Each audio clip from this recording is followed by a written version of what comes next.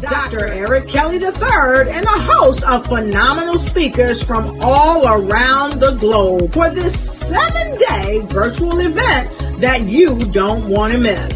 The mission of the Black Business Expo is to raise scholarship money from kids all the way from high school all the way from college. The Black Business Olympics is one of the largest Black business showcases in the world. It is an opportunity for businesses and companies to showcase their businesses globally. We are going to be giving away laptops up to $5,000 away to students. Again, I'm Olivia Appleberry, the founder of 2 Cents Finance and one of the speakers for the expo. I am so excited to see you there. For more info, go to www.blackbusinessexpousa.com or call 919-308-9090 and hope to see you there. I am Black Business. From the moment I wake until the time I sleep. Yes, I am Black Business. I am Black Business. Tell me, are you Black Business? I am Black Business. Do you support Black businesses? Listen, I support Black business because I am Black Business. Black Business Expo, one of the largest business showcases in the history of Black business in the world. The world! Sign up today at www.blackbusinessexpousa.com or call 919-308-9090. I am Black Business. I am Black Business. From the moment I wake until the time I sleep, I am Black Business. I am Black Business. Are you Black Business? I am Black Business. Do you support Black businesses? I support Black business because I am Black Business.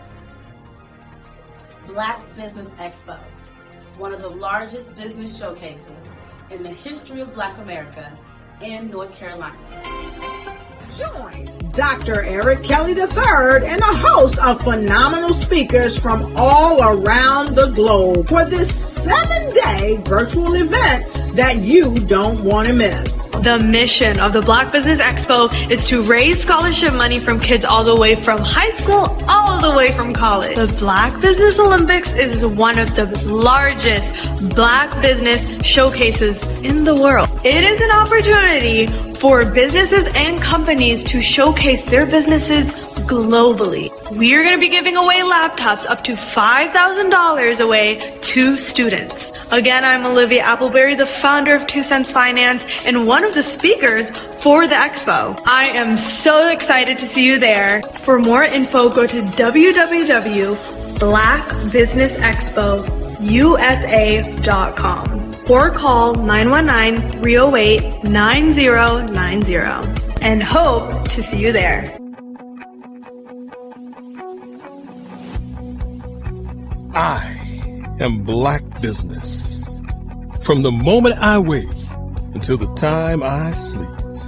Yes, I am Black Business. I am Black Business. Tell me, are you Black Business? I am Black Business. Do you support Black businesses? Listen, I support Black business because I am Black Business.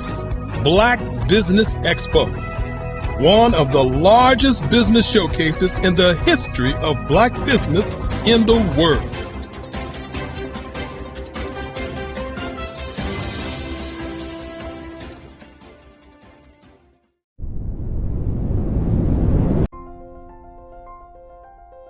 What if you could build your own city?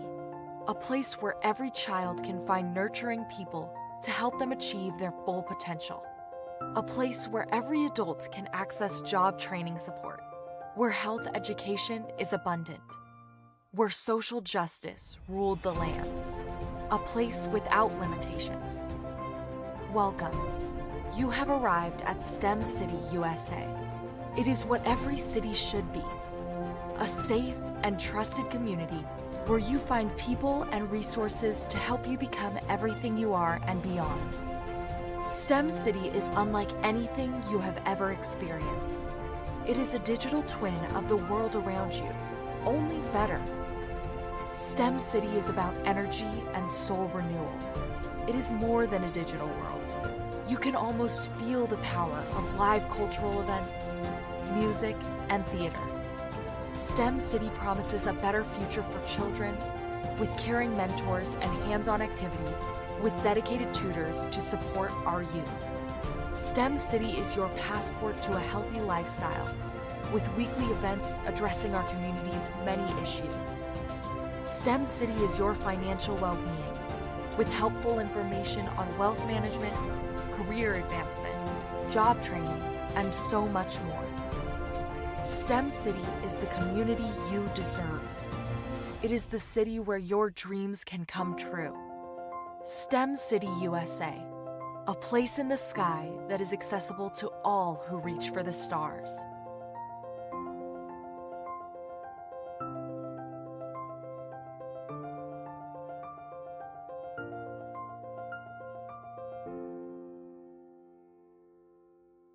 I'd like you to imagine with me, if you will, opening an app where you can collaborate with like-minded individuals from around the world, get inspiration and in-app tools to launch and grow your business, as well as share your knowledge and earn compensation, all in one app.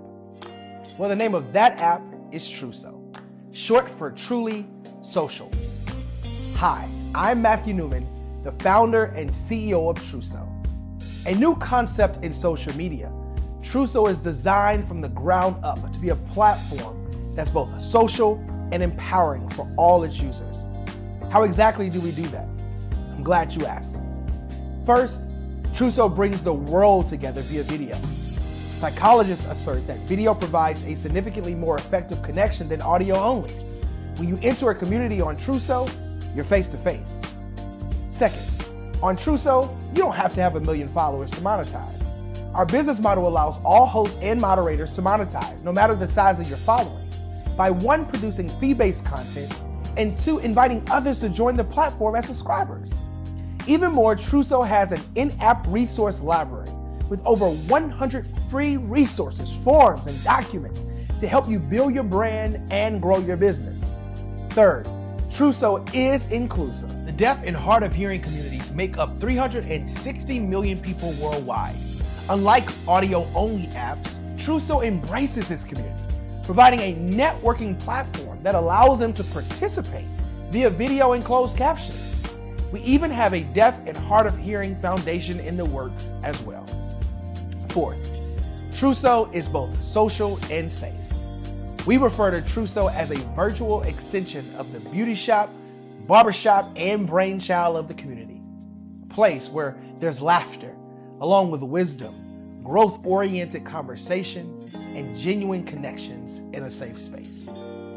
Truso even has proprietary security to ensure we maintain a safe environment for everyone. Where are we at now? Truso is live, y'all. We've launched in beta, and we're acquiring users daily.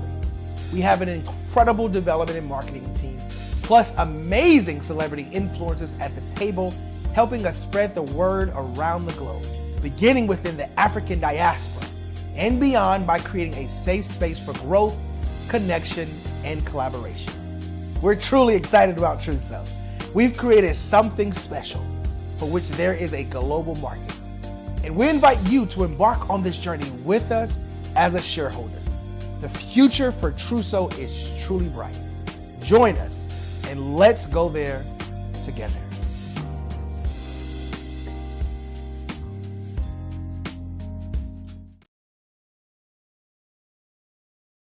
The Black Business Expo's mission is to raise funds for high school seniors going to college or K-12 entrepreneurs. This expo is a fundraiser for students. Please, you may go to www.blackbusinessexpousa.com to donate to the scholarship fund or use the Cash App at PBX USA. Our goal is to give laptops and up to $5,000 to 10 students. Students can register online at www. Phenomenal Tanya T. Wise, who is here from the great state of Maryland. Tanya, welcome and thank you for being with us today. Can you indulge our audience a little bit and tell them just a little bit more about who you are and what it is that you do? Well, I love being able to talk to people and have a magnetic attitude, being able to just show them. So I always like to say, level up is Coach at Tanya T. Wise here. So can you tell our audience, just give them a teaser about what your presentation will be about? So my philosophy is that we should all be living our dream life. So tomorrow I'm going to talk about how you start living your dream life. What are some of the things that you thought about in your childhood that you just kind of let go and dormant? Wow. And I want to reignite that and just give you some pointers and some tips, some tools, some strategies to be able to start living your best life now. And guess what, Wanda? And leave an inheritance for your legacy. Oh my goodness. Okay, I know that's resonating with a lot of people. I've heard that you have a dynamic coaching program. Can you tell us a little bit more about that? Absolutely. So our coaching program help people that have the lack of time, that lack strategies, and lack the confidence to go after their dream life. So we help them implement tools, we help them implement strategies, as well as give them resources so that they can live their best life now and leave that inheritance. Wow. Oh, I love that. I love the leave the inheritance part. Listen, you are dropping some major nuggets, and I know a lot of what you're saying is resonating with a lot of people, but I think we're all curious. How did you even make this transition into the speaking and coaching arena? What's the story behind this? So I started out in finance, and I realized that a lot of people don't necessarily go after their dream life because of the lack of finances or the education behind finances.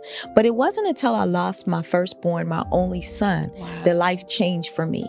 And where I was going after it all, living the corporate life, hit my 6-figure income and living in my dream house with my dream man, driving my dream car. I nearly lost it all when I lost my son. And so I realized it only takes one financial catastrophe that can change your entire life. That's what made me start All New Beginnings.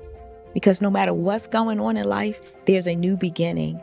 And because of that, we develop a program called Wise Minded. My little slogan is, don't just dream it, let's live it. If they want to connect with you or work with you, what is the best ways for them to be able to do that? Well, for my social media guru, you can connect with me on every single social media platform as Tanya T. Wise.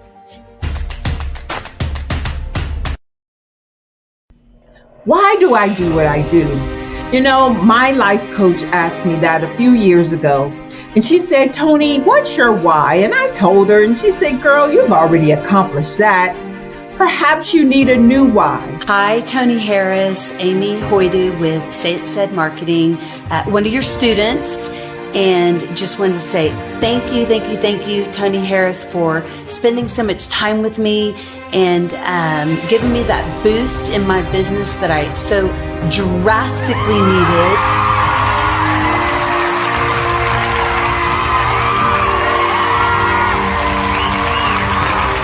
My why is to touch, move, and inspire my clients to take drastic steps to be better than they were before they met me. I'm a resource.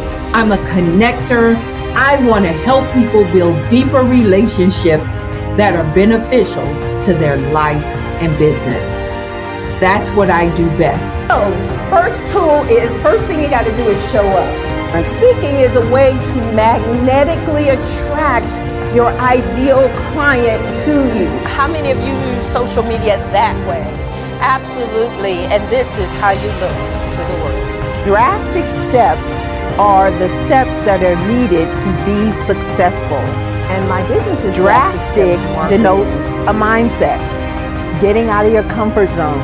Doing something that you don't necessarily feel comfortable doing, want to do, but you know it's a necessary step to be successful in your business. I get the most satisfaction when I see my connections flourishing into relationships long after I am gone. Hi, my name is Jasmine Augustine with Media Jasmine, and I've joined several networking and referral groups in the area. And Network in Action Northeast Houston with Tony Harris Taylor is one of the best organizations that I've joined. I love that piece of what I do, and it is what fuels my fire.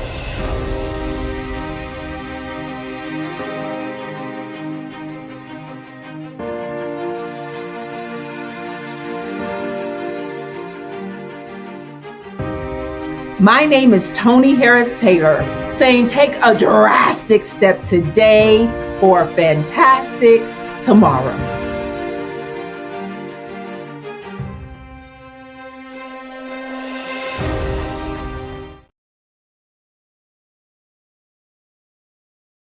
Follow the Brand TV broadcast host, Grant McGaugh, as he visits with top executives and entrepreneurs to find out their secrets of success with their personal brand. Follow the Brand TV broadcast host as he focuses on brand development to build better relationships, bring value to your business, relationships, and career. You will enjoy listening to each episode that is tailored to speak to you directly. If you're looking for this type of clarity in terms of building your brand, you have tuned into the right station. Each episode will help you to shape a conversation in the 5-star BDM network of 20,000 professionals and become a springboard for your corporate engagement and business opportunities. Each guest will frame their story in the areas of personal branding, business development, career development, financial empowerment, and technology innovation. Grant McGaugh explains why he is the CEO and owner of his own professional career. Grant is an accomplished business leader and entrepreneur who wants to give back to individuals to grow their personal brand strategy. Tune in as he weaves his story about new possibilities, while to you exceed expectations. If you love storytelling, this show will make for fun.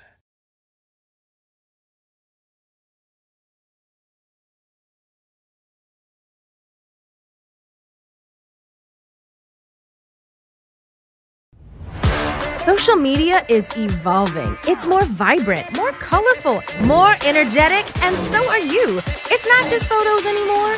It's video, it's audio, it's subscriptions. And now there's Fanbase, a new monetized social network. Fanbase delivers the complete native app experience with full content monetization for every user. No algorithms that shadow ban your engagement or growth, and no ads. Follow anyone for free and subscribe directly to your favorite creators for $4.99 a month. Plus, show some love by tipping on any post. Also, make a Fanbase page and monetize your content the same way. Finally, connect with your followers by posting the amazing content you already create. And now, get paid for it. It's time to energize and monetize, because everyone's a fan of something and everyone has a fan base.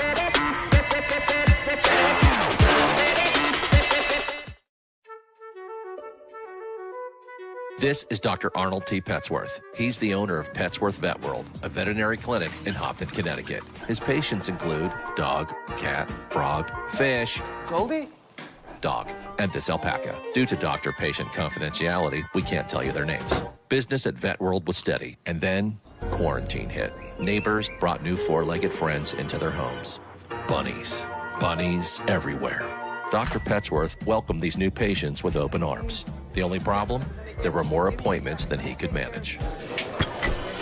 That's when Dr. Petsworth turned to his American Express business card, which offers spending potential that's built for his changing business needs. He decided to hire a new assistant, Julio, and with spending power built for business purchases, he used his card to furnish a new exam room. Together, Dr. Petsworth, Julio, and American Express Business made sure all the pets of Hopton got the love and care they deserve. And everyone was happy. Get the card built for business by American Express.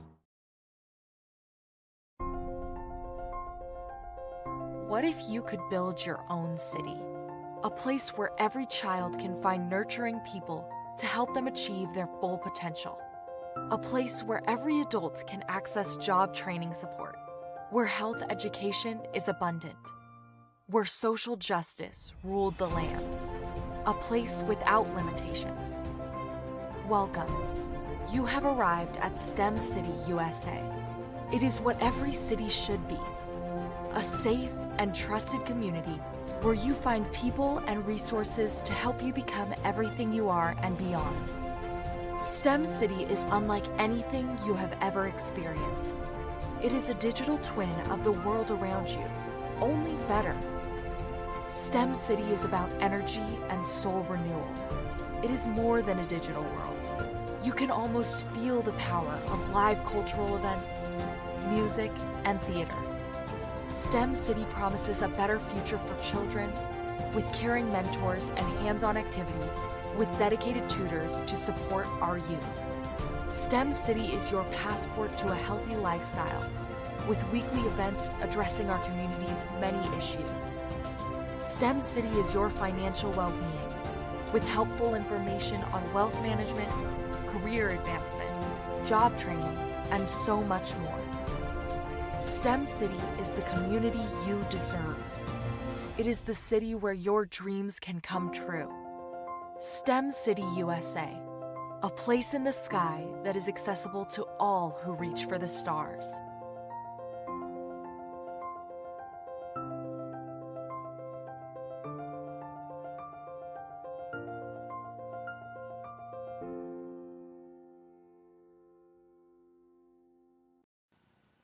Hello, my name is Kiasi Helm and I'm 14 years old.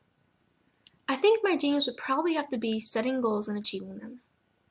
I say this because ever since I was young, I always wanted to be an author, and at age 11, I ended up achieving this.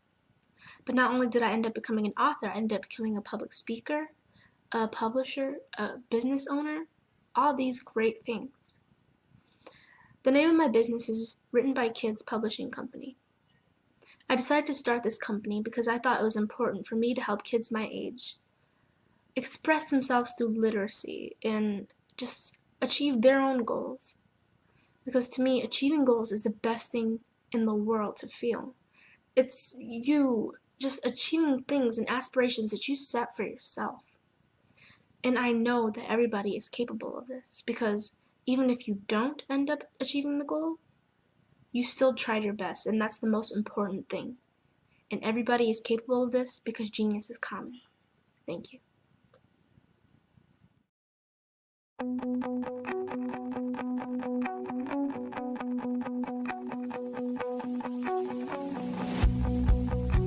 I am Black Business. From the moment I wake until the time I sleep. Yes, I am Black Business. I am Black Business. Tell me, are you Black Business? I am Black Business. Do you support Black businesses? Listen, I support Black business because I am Black Business. Black Business Expo, one of the largest business showcases in the history of Black business in the world. The world. Sign up today at www.blackbusinessexpousa.com or call 919-308-9090. I am Black Business.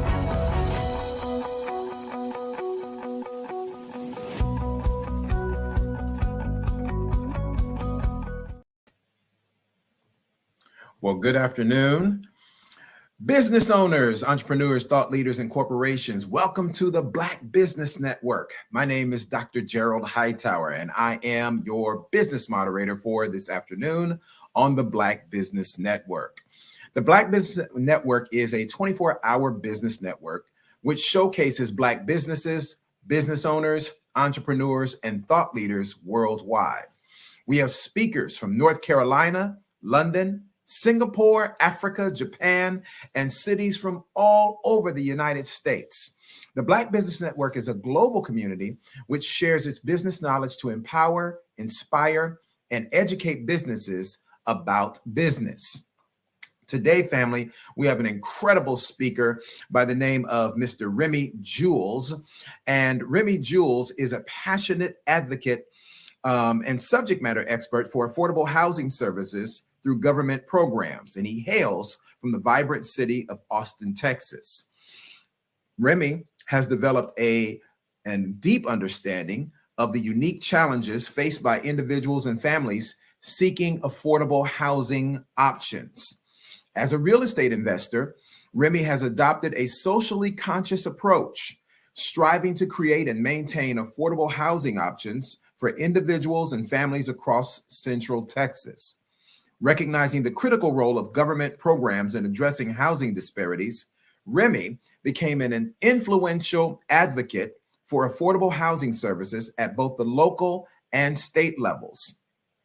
His expertise in navigating government policies and regulations has made him a sought-after voice in the field, influencing positive changes in housing policies and allocation of resources to benefit marginalized community. Boy, you know we need more of that.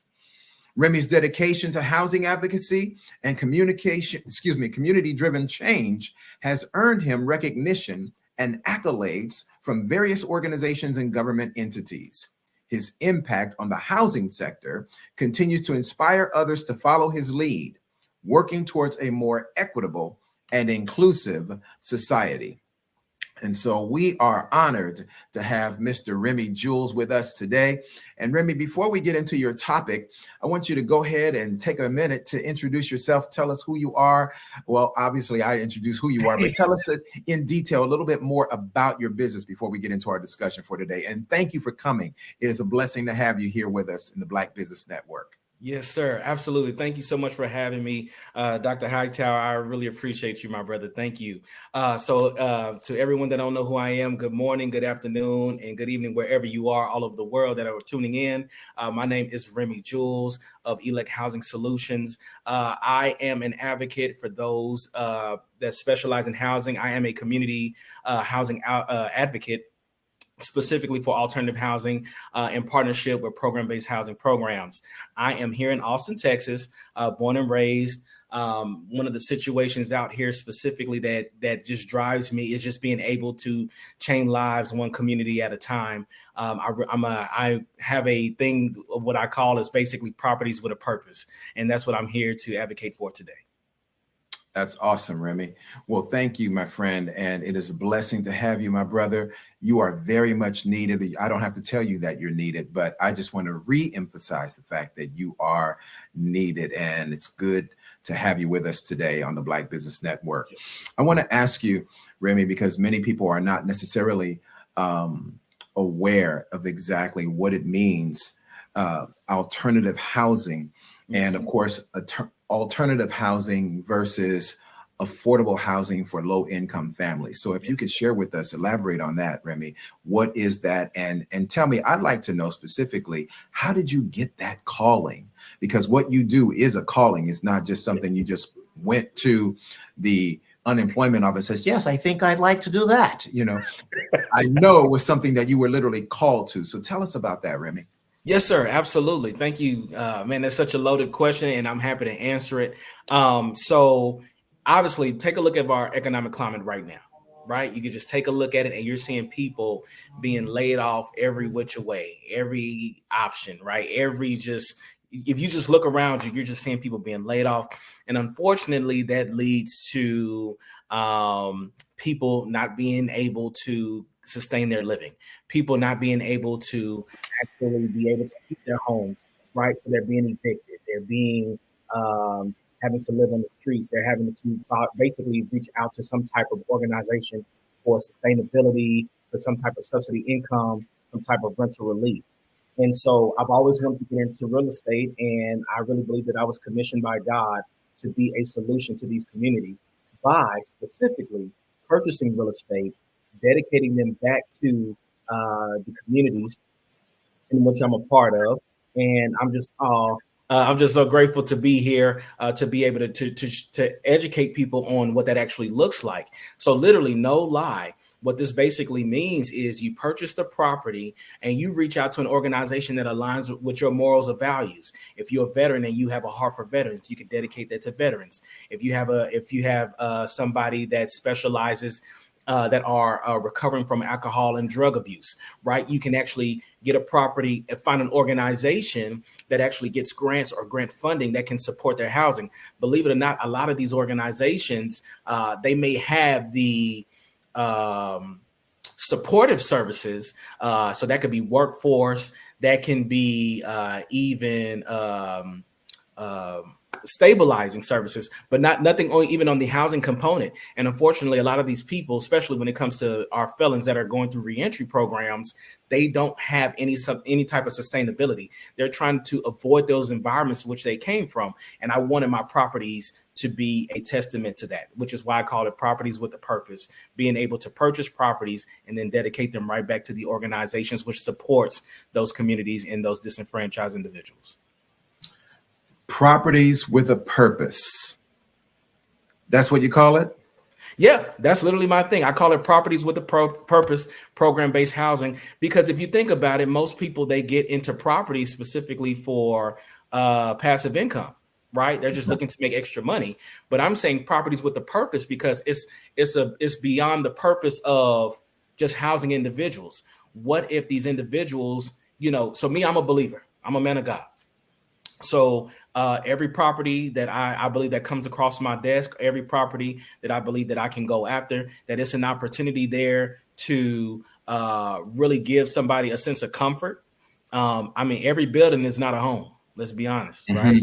Every house is not a home, right? So what if we can provide a sense of sustainability, a sustain of comfort, a welcoming, inviting community with other individuals that identify with your struggle or identify with your journey of life that you've been walking through, and be able to provide a sustainable environment, drug and alcohol free, basically peaceful, right? And that's the goal. That's why I call it properties with a purpose, because it's beyond just trying to make money or just trying to house individuals. You're literally housing individuals with the hopes of them sobering up, with the hopes of them getting forward in life, with the hopes of really just moving forward with whatever they need. And you know what I mean? Without having to deal with the issues of life that they left or that they came from, right? So yes, just trying to provide that. I love that, Remy. I wanted to ask you too, because this is something what you're doing now, and again, I identify it, and you've confirmed it, that it's a calling on your life, Yes, right? right. So Yes, sir. what are some other traditional housing options, like apartments and single family homes? What are some traditional housing options that you can see are gaining popularity as it relates to this alternative housing solutions? Oh, What are yes. some other things that people can do that are somewhat in sync with what you do? Absolutely. Absolutely. Wonderful question, Ms. Dr. Hightower. So two things I'm noticing. I'm seeing, because of the affordability crisis and because our economic climate at right now, we're seeing more and more people go into shared living or shared housing. So this is basically the roommate model, right? Where people are, especially baby boomers, those that can afford to go into a nursing home or an assisted living facility, you're having more and more family members opting out of the nursing homes. I got a prime example right now in San Antonio. A colleague of mine, she has a 4-bedroom home, and there was a couple. There was a family, elderly couple. They were paying $20,000 a piece for care.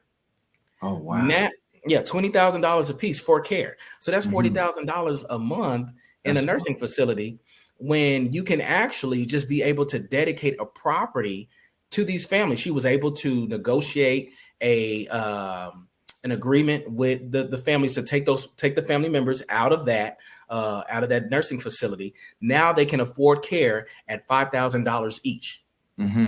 In a really nice neighborhood. They can afford around the clock care, because apparently there was some negligence there also as well, which is another reason why they was looking for an alternative option. And then look at the affordability option there. And then also she's making passive income, right? So that's properties with a purpose. You're seeing more and more people going to alternative forms of housing, whether it be RVs, whether it be through tiny homes, whether it be through actually transitioning vehicles. I've seen people turn buses, they're actually converting buses and school buses and things of that nature into some type of sustainable living on their land. But what I wanted to do specifically with me was there's, you're seeing so many properties for sale right now. And unfortunately, even with the Airbnb model, a lot of people are not traveling as much as they used to. So you're having people suffer, right? And so certain markets, specifically here in Texas and in areas like New York, they're starting to regulate Airbnb or just getting rid of it altogether. So then that leaves people that have purchased properties with the business model of Airbnb. Well, what are they going to do?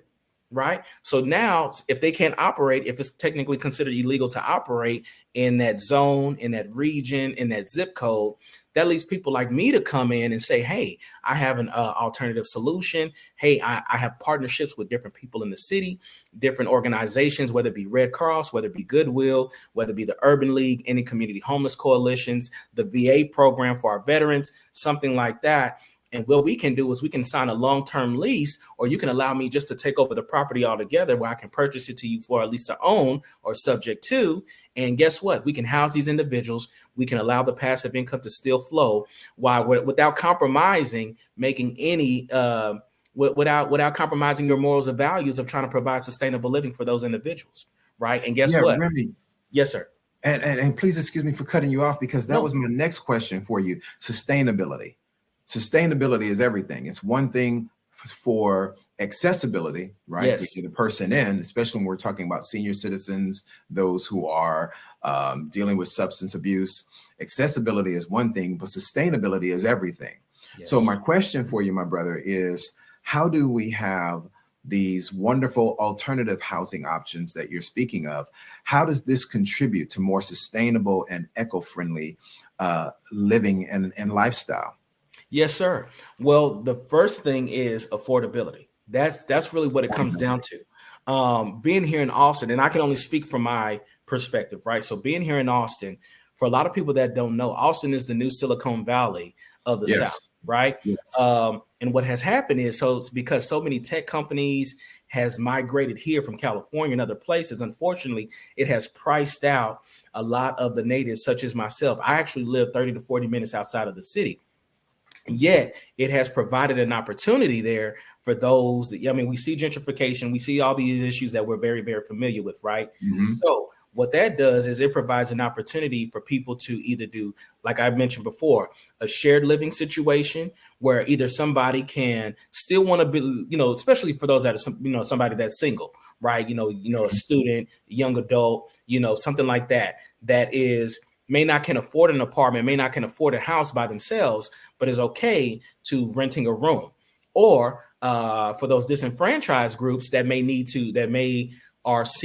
just say they're working with a reentry program and the office is in the inner city. Well, in the inner city, unfortunately, we know that there's a lot of unaffordability in the inner city. Well, they may need to be near a bus line or something like that. Well, they may not have, reliable means of transportation. Well, guess what? They could either rent a room or rent a bed, because unfortunately, if you look at these hotels and motels, they're charging anywhere between $400 to $600 per week, where we can allow them to pay anywhere between anywhere from $100 to $160 per week at $25 to $35 per day, depending on the market and depending on the area.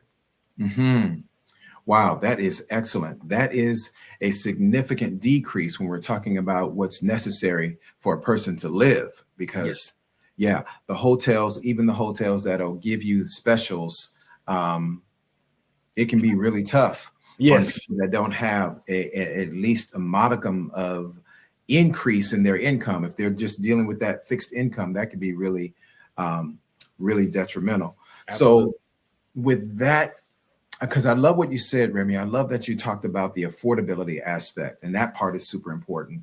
So my question for you is, what about tiny houses? Because when we're talking about affordability, we're talking about coming up with that big, huge down payment and such. A lot of people are just intimidated with the thought of like, wow, well, I don't know if I even need that much house. So now we've seen an influx of tiny houses coming into the market. Correct. People actually even building tiny home communities. And so my question for you, since this is gaining such a great deal of attention, what are the advantages and or the challenges of living in a tiny house?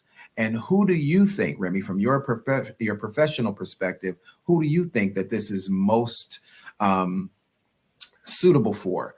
Would it be senior citizens? Would it be people who are like homeless veterans who have mastered the ability to do a lot in a small space? Who do you think, Remy, is it most suitable for? Absolutely. So yes, you're seeing a larger and larger influx of people downsizing to the point to where even builders have even taken the model to downsize, right? So you're starting to see less of 1,600 square feet, and you're seeing under 1,000 feet. You're seeing 700 feet. You're seeing 396 square feet. But who I believe that can benefit from this the most, in my personal opinion, are the homeless.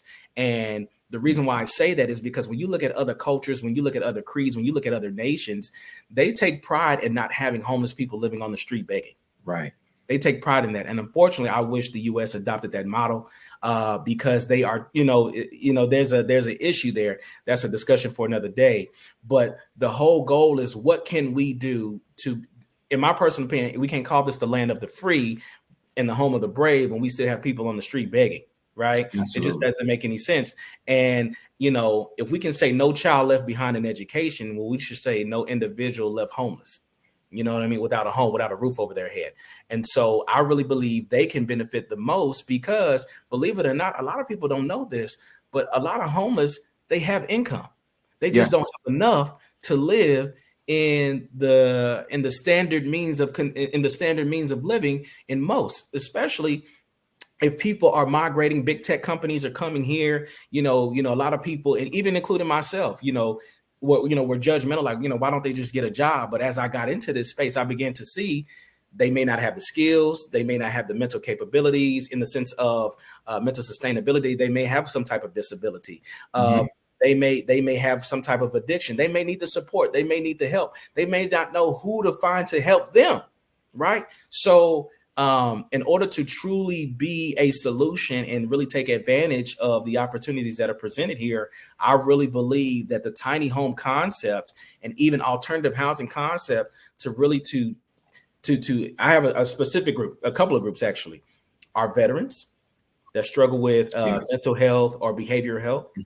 I believe battered women. So these are women that are leaving domestic abuse or escaping some type of sex trafficking. Definitely kids that age out of foster care. That's a big group. Another group is SFOs,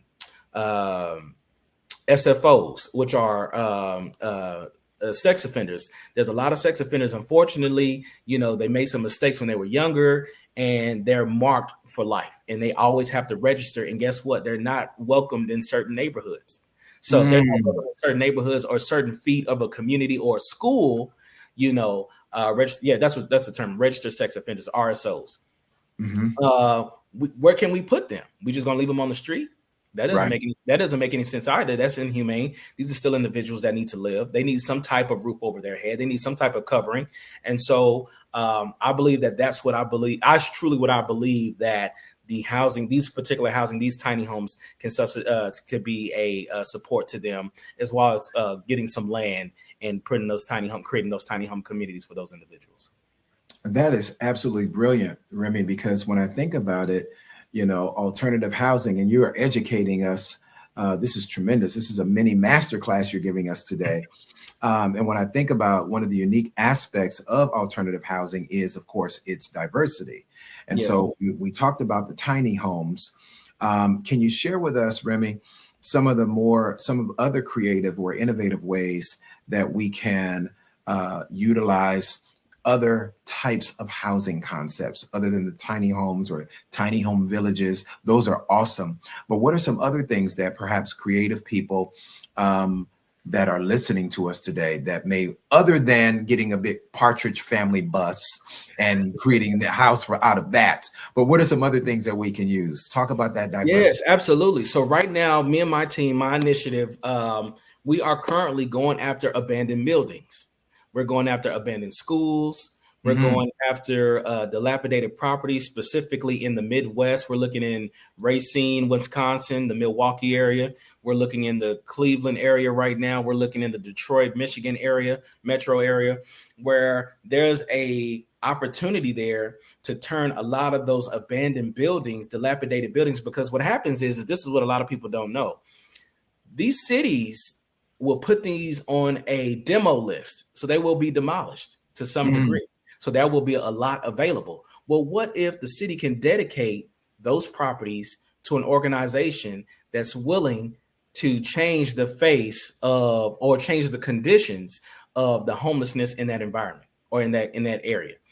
And so what we're saying is, hey, we could either get it at a discounted rate, or the city can actually donate it, right? Donate it to us. We can get all the experienced, licensed, permitted contractors and developers in the building in order for them to transition and renovate these homes to make them more sustainable, get them up to license, get them up to permit, get them up to standard to meet the city ordinances and city codes in order for them to be sustainable living environments and houses. That's one way. A lot of people are just completely going remote, right? And they're purchasing mobile homes at a rapid rate. A lot of people are just leaving the traditional market altogether and going toward manufactured homes, right? I'm seeing more and more people going toward these what they call boxable communities. These are homes that are literally homes in a box that are actually already pre-assembled. These are pre-assembled homes, prefab homes that actually come with the plug-ins, with the plumbing already. Is all you have to do is make sure that if you're putting it on some land somewhere, they're not going to really allow it in the city or near, they're putting it near the city, but they'll probably want it in an area where there's land where you can actually put the necessary, you get the surveys in order. You can actually, get all the electrical wiring and all the hookups and the plumbing hookups that you need in order for it to be an actual sustainable community. So you're starting to see where people are getting out of the conventional way of housing and traditional housing because they just can't afford it in this market, Right. not to get approved from banking loans and so forth and so on. So people have to get creative. And that's what I really would like to stress to our city and just say, hey, just let's be open to it. Yeah, and you mentioned earlier about co-living arrangements. You mentioned Yes. about co-housing arrangements being more common. We have seen that, especially since the pandemic. Right. My question for you, Remy, is what benefits do these communal living spaces offer, and what should people consider when they're choosing this option? What should be the vetting process, if you will?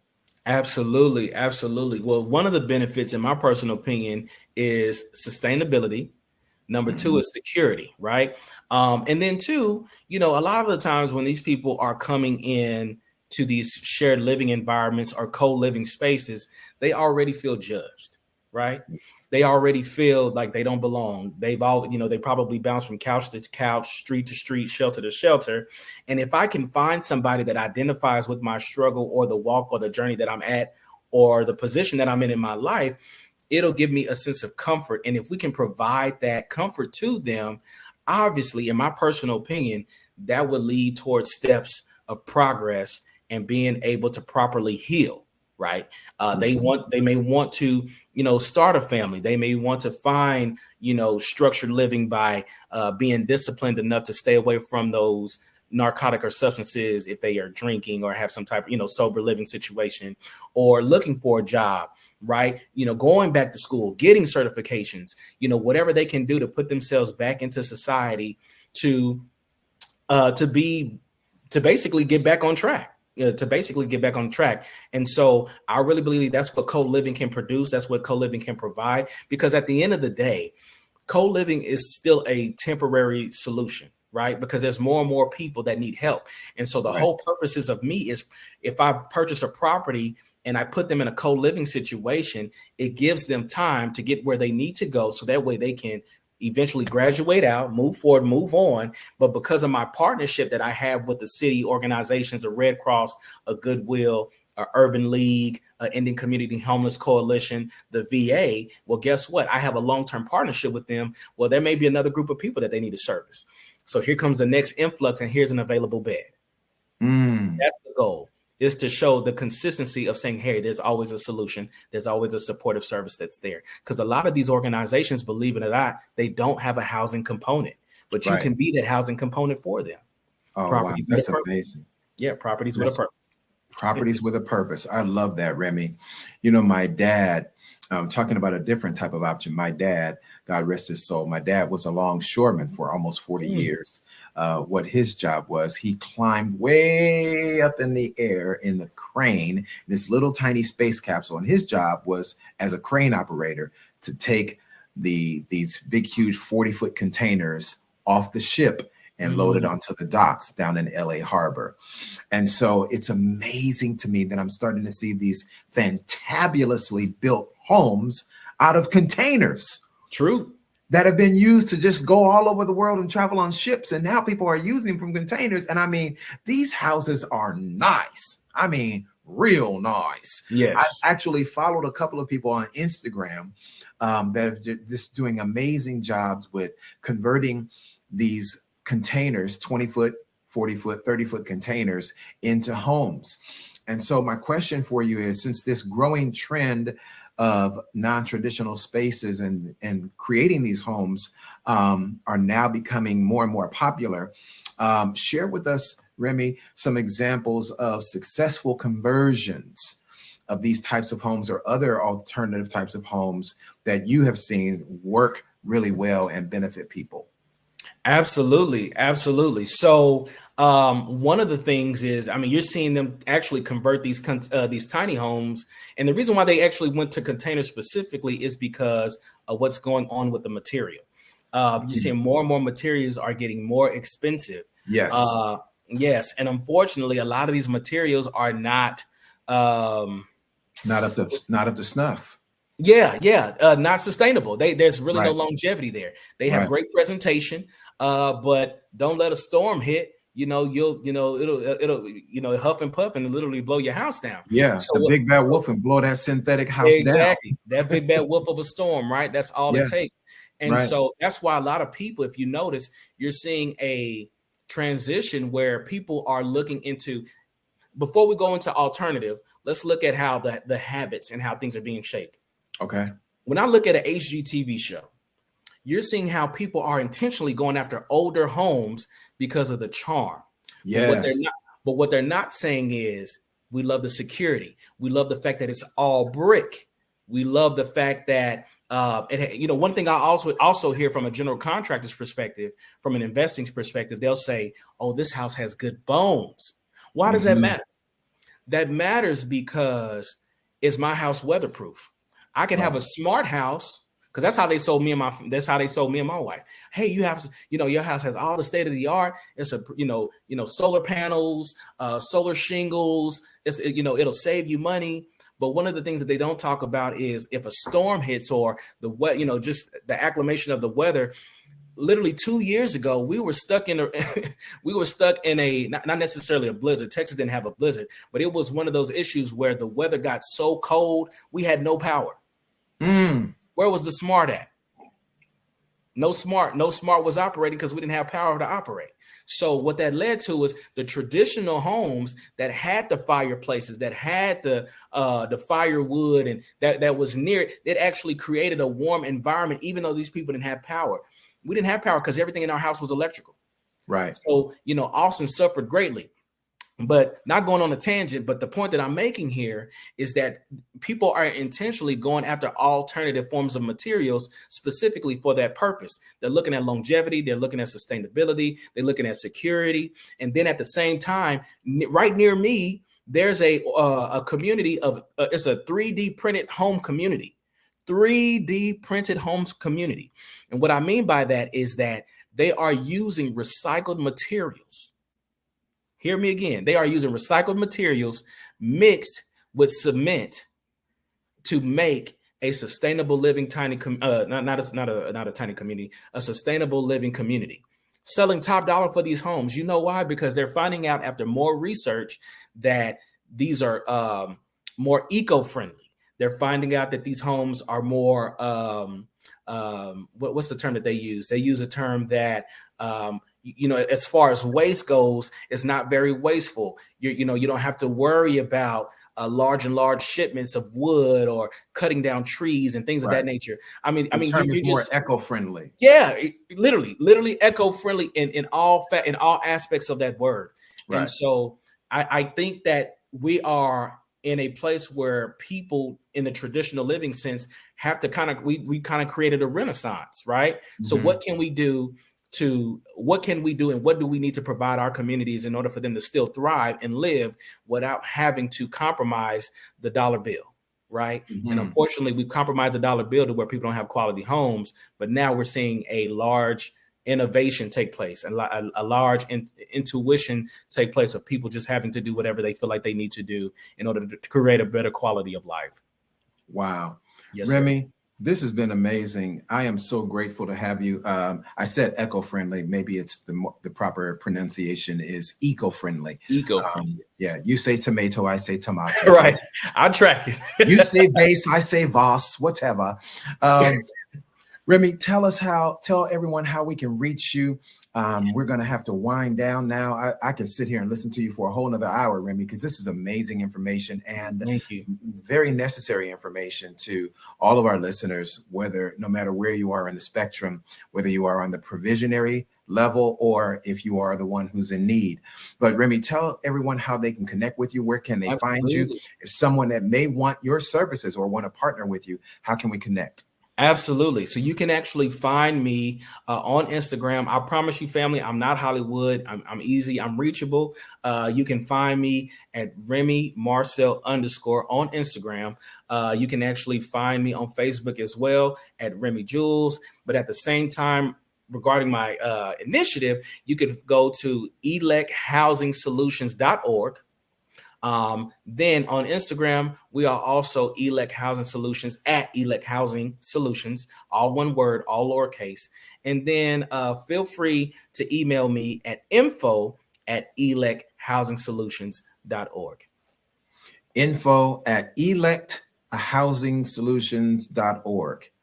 Yes, sir. All right. Well, Remy, it has been a pleasure. Thank you so much for joining us here on the Black Business Network. Ladies and gentlemen, Mr. Remy Jules, make sure you connect with him because this gentleman is doing phenomenal things and we all need to be a part of it. Remy, thank you for joining us, my brother. All right, family. Well, listen, here at the Black Business Network, we have other incredible guests that we are hosting today.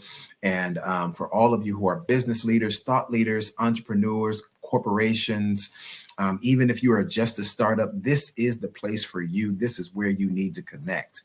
So thank you for tuning in. Once again, I am Dr. Gerald Hightower, your moderator for today for the Black Business Network, and honored to serve here for this great vision. And today we also have our next speaker who's coming. And our next speaker for today is Mr. Kerry Willis. And Kerry is coming today to specifically to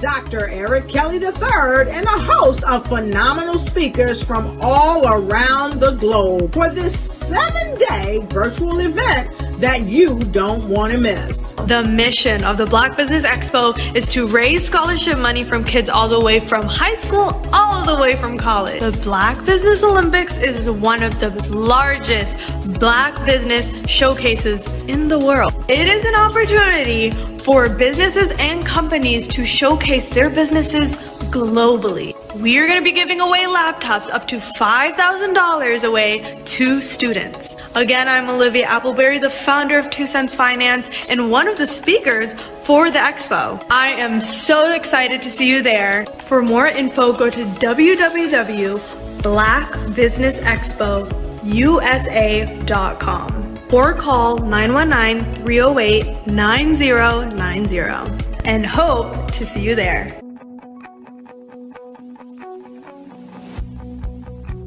I am Black Business. From the moment I wake until the time I sleep. Yes, I am Black Business. I am Black Business. Tell me, are you Black Business? I am Black Business. Do you support Black businesses? Listen, I support Black business because I am Black Business. Black Business Expo, one of the largest business showcases in the history of Black business in the world. The world! Sign up today at www.blackbusinessexpousa.com or call 919-308-9090. I am Black Business. I am Black Business. From the moment I wake until the time I sleep, I am Black Business. I am Black Business. Are you Black Business? I am Black Business. Do you support Black businesses? I support Black business because I am Black Business. Black Business Expo, one of the largest business showcases in the history of Black America in North Carolina. Sign up today at www.blackbusinessexpousa.com or call 919-380-9090. I am Black Business. I am Black Business. From the moment I wake until the time I sleep, I am Black Business. I am Black Business. Are you Black Business? I am Black Business. Do you support Black businesses? I support Black business because I am Black Business. Black Business Expo, one of the largest business showcases in the history of Black America in North Carolina. Sign up today at www.blackbusinessexpousa.com or call 919-380-9090. I am Black Business. I am Black Business. From the moment I wake until the time I sleep, I am Black Business. I am Black Business. Are you Black Business? I am Black Business. Do you support Black businesses? I support Black business because I am Black Business. Black Business Expo, one of the largest business showcases in the history of Black America in North Carolina. Sign up today at www.blackbusinessexpousa.com or call 919-380-9090. I am Black Business. I am Black Business.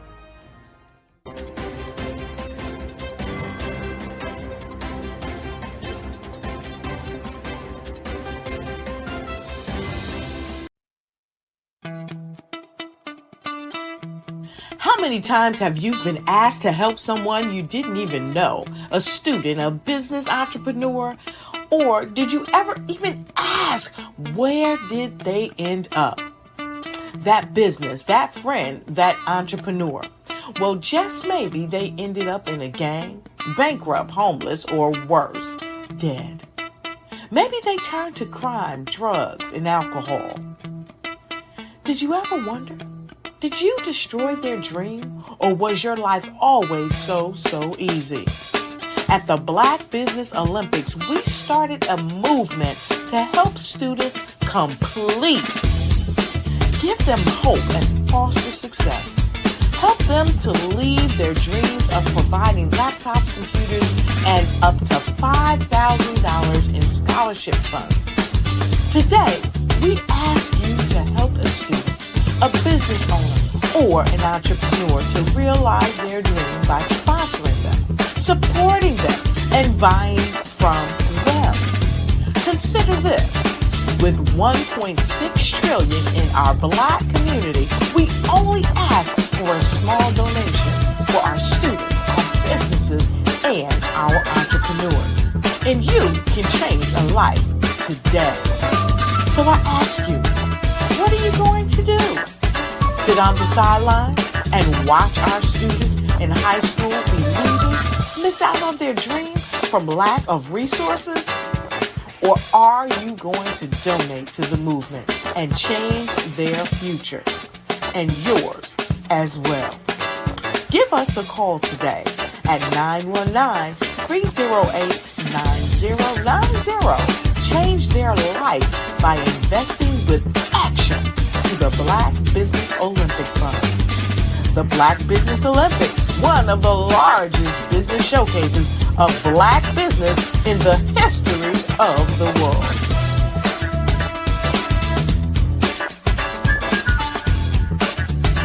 Sometimes you got to hear the news from the Black perspective, and more specifically, Black publishers. And that's exactly why you have to download the HeyTie app, the largest mobile app delivering breaking news, videos, and podcasts from 200 of your favorite Black publishers. Yes, 200 Black publishers delivering news as it happens, literally all in one app. Go to HAYTI.com or download the app in the Google Play Store or Apple App Store. It's completely free, along with information that you can trust, so go check them out.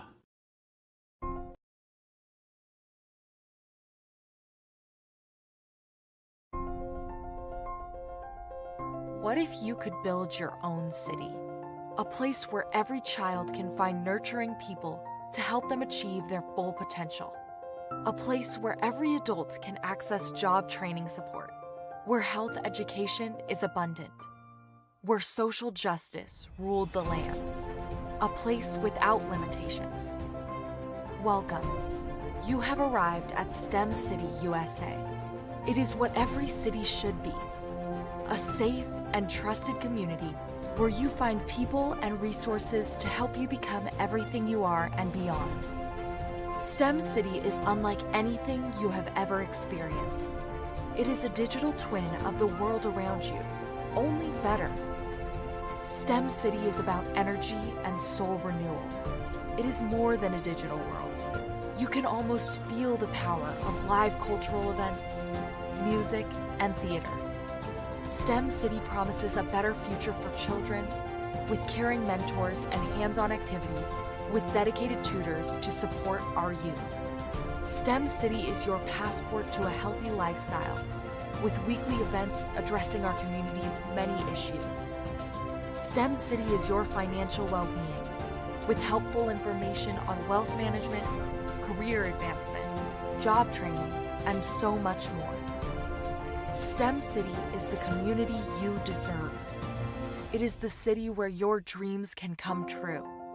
STEM City USA, a place in the sky that is accessible to all who reach for the stars.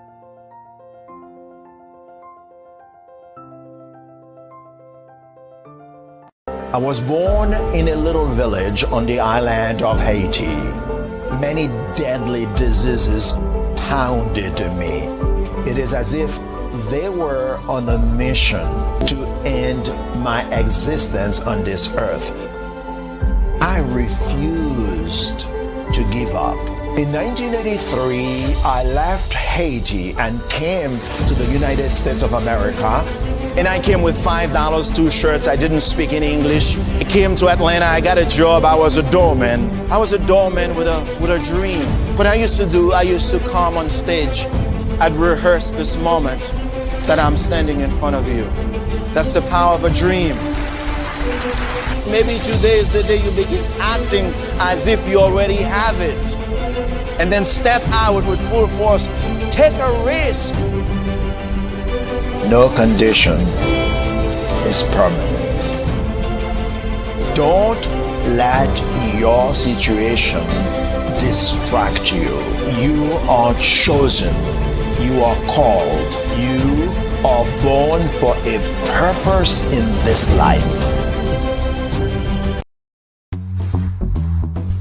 Attention all entrepreneurs and companies. Are you looking for reliable and efficient virtual assistants and back office support to help you manage your business tasks? Look no further than Superwoman Business Services.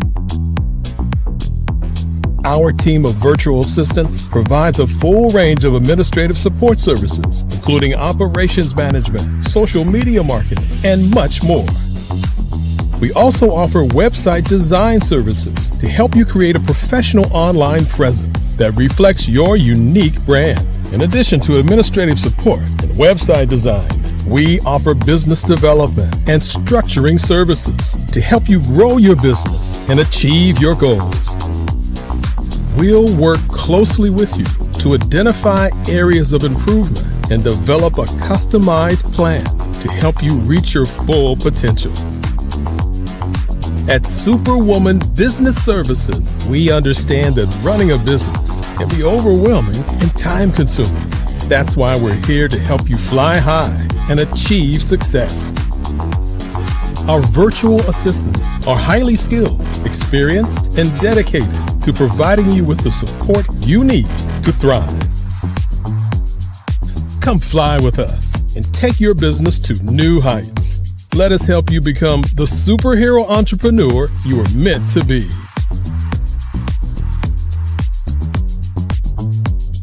Contact Superwoman Business Services today to learn more about our back office support services. Come fly with us and take your business to new heights.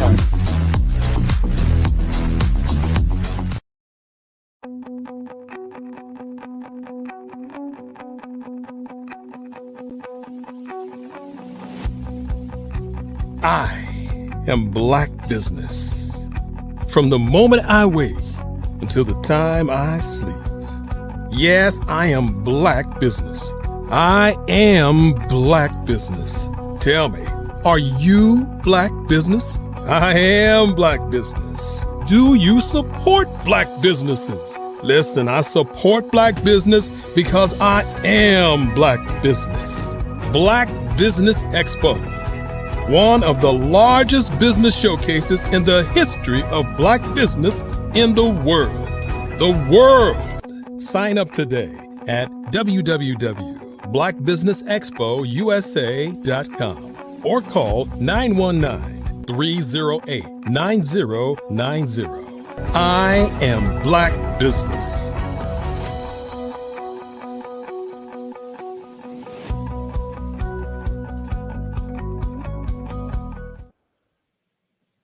Well, good afternoon, business owners, entrepreneurs, thought leaders, and corporations. Welcome to the Black Business Network. My name is Dr. Gerald Hightower, and I am your business moderator for this afternoon on the Black Business Network.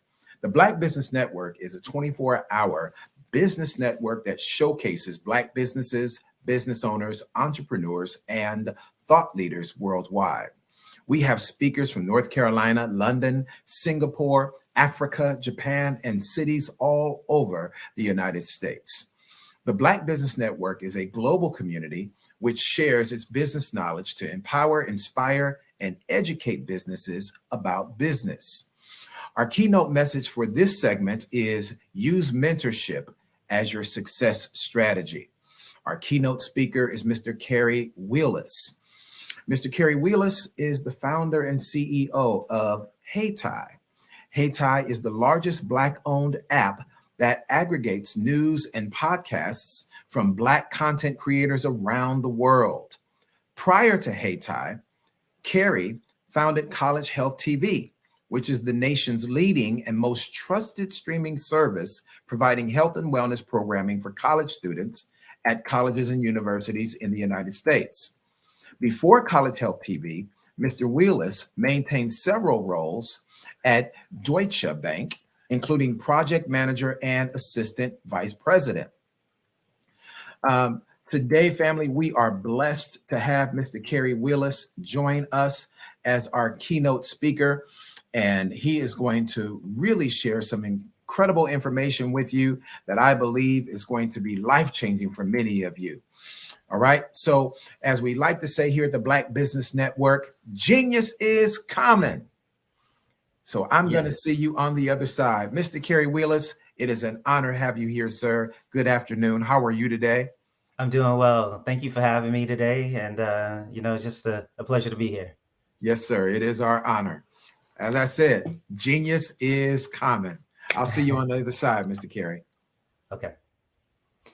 So today, I guess I'll just kind of start giving you some background information, basically what kind of inspired me to kind of even launch and create this wonderful company that I have.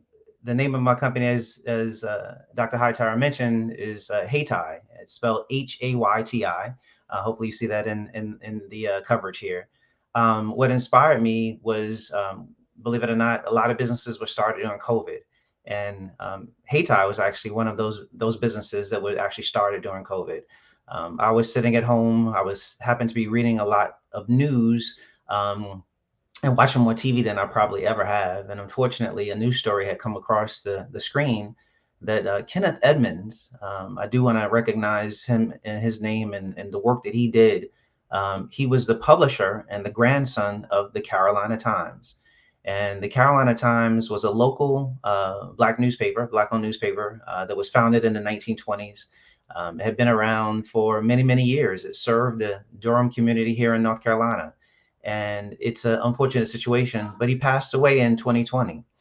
And I said to myself, man, here is a legacy paper that had been around from the 1920s, and they went out of business. And I said, let me begin to see, overall, how Black newspapers are doing, because it's oftentimes hard to find content from Black publishers when you look at news apps. And so initially, I actually had the opportunity to go to Google News.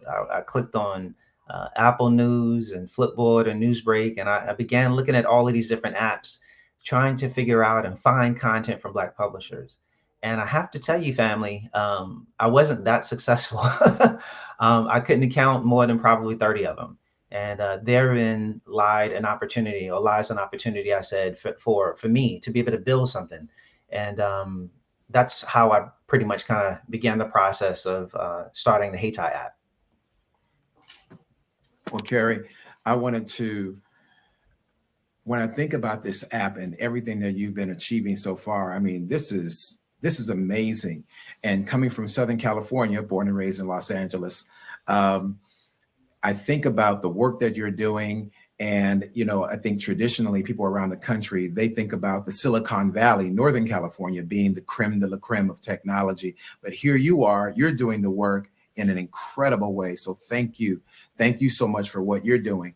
Tell us about what inspired you, what actually led you to develop this app.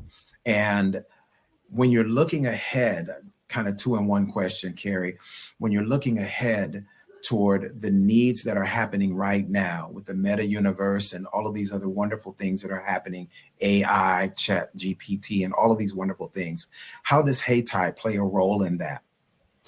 Yeah, so definitely I was inspired by the work that Kenneth Edmonds has done, but I was also inspired to myself because I said to myself, we don't have our own news app. We don't control our own technology. We don't have a platform that exists that highlights, Black media companies. I looked at, just like you, I looked at Android. I have 2 phones. I have an Android and an Apple. And right. I have these apps on my phone. And what inspired me is a change needed to happen. And I wanted to be part of the change makers in technology as a tech entrepreneur, to be able to change the game, to make sure that we didn't necessarily have to rely on Apple and Google and these other companies that exist to highlight, content that's coming out of our community. And truly, at the end of the day, the inspiration came from, I want to be able to make sure that our community stays in business, continues to thrive. And with the Carolina Times going out of business, I said to myself, here's an opportunity to drive traffic to publishers that a lot of people may know of, but also a lot of people may not know of. I can be able to drive traffic to them. I can be able to help them generate revenue.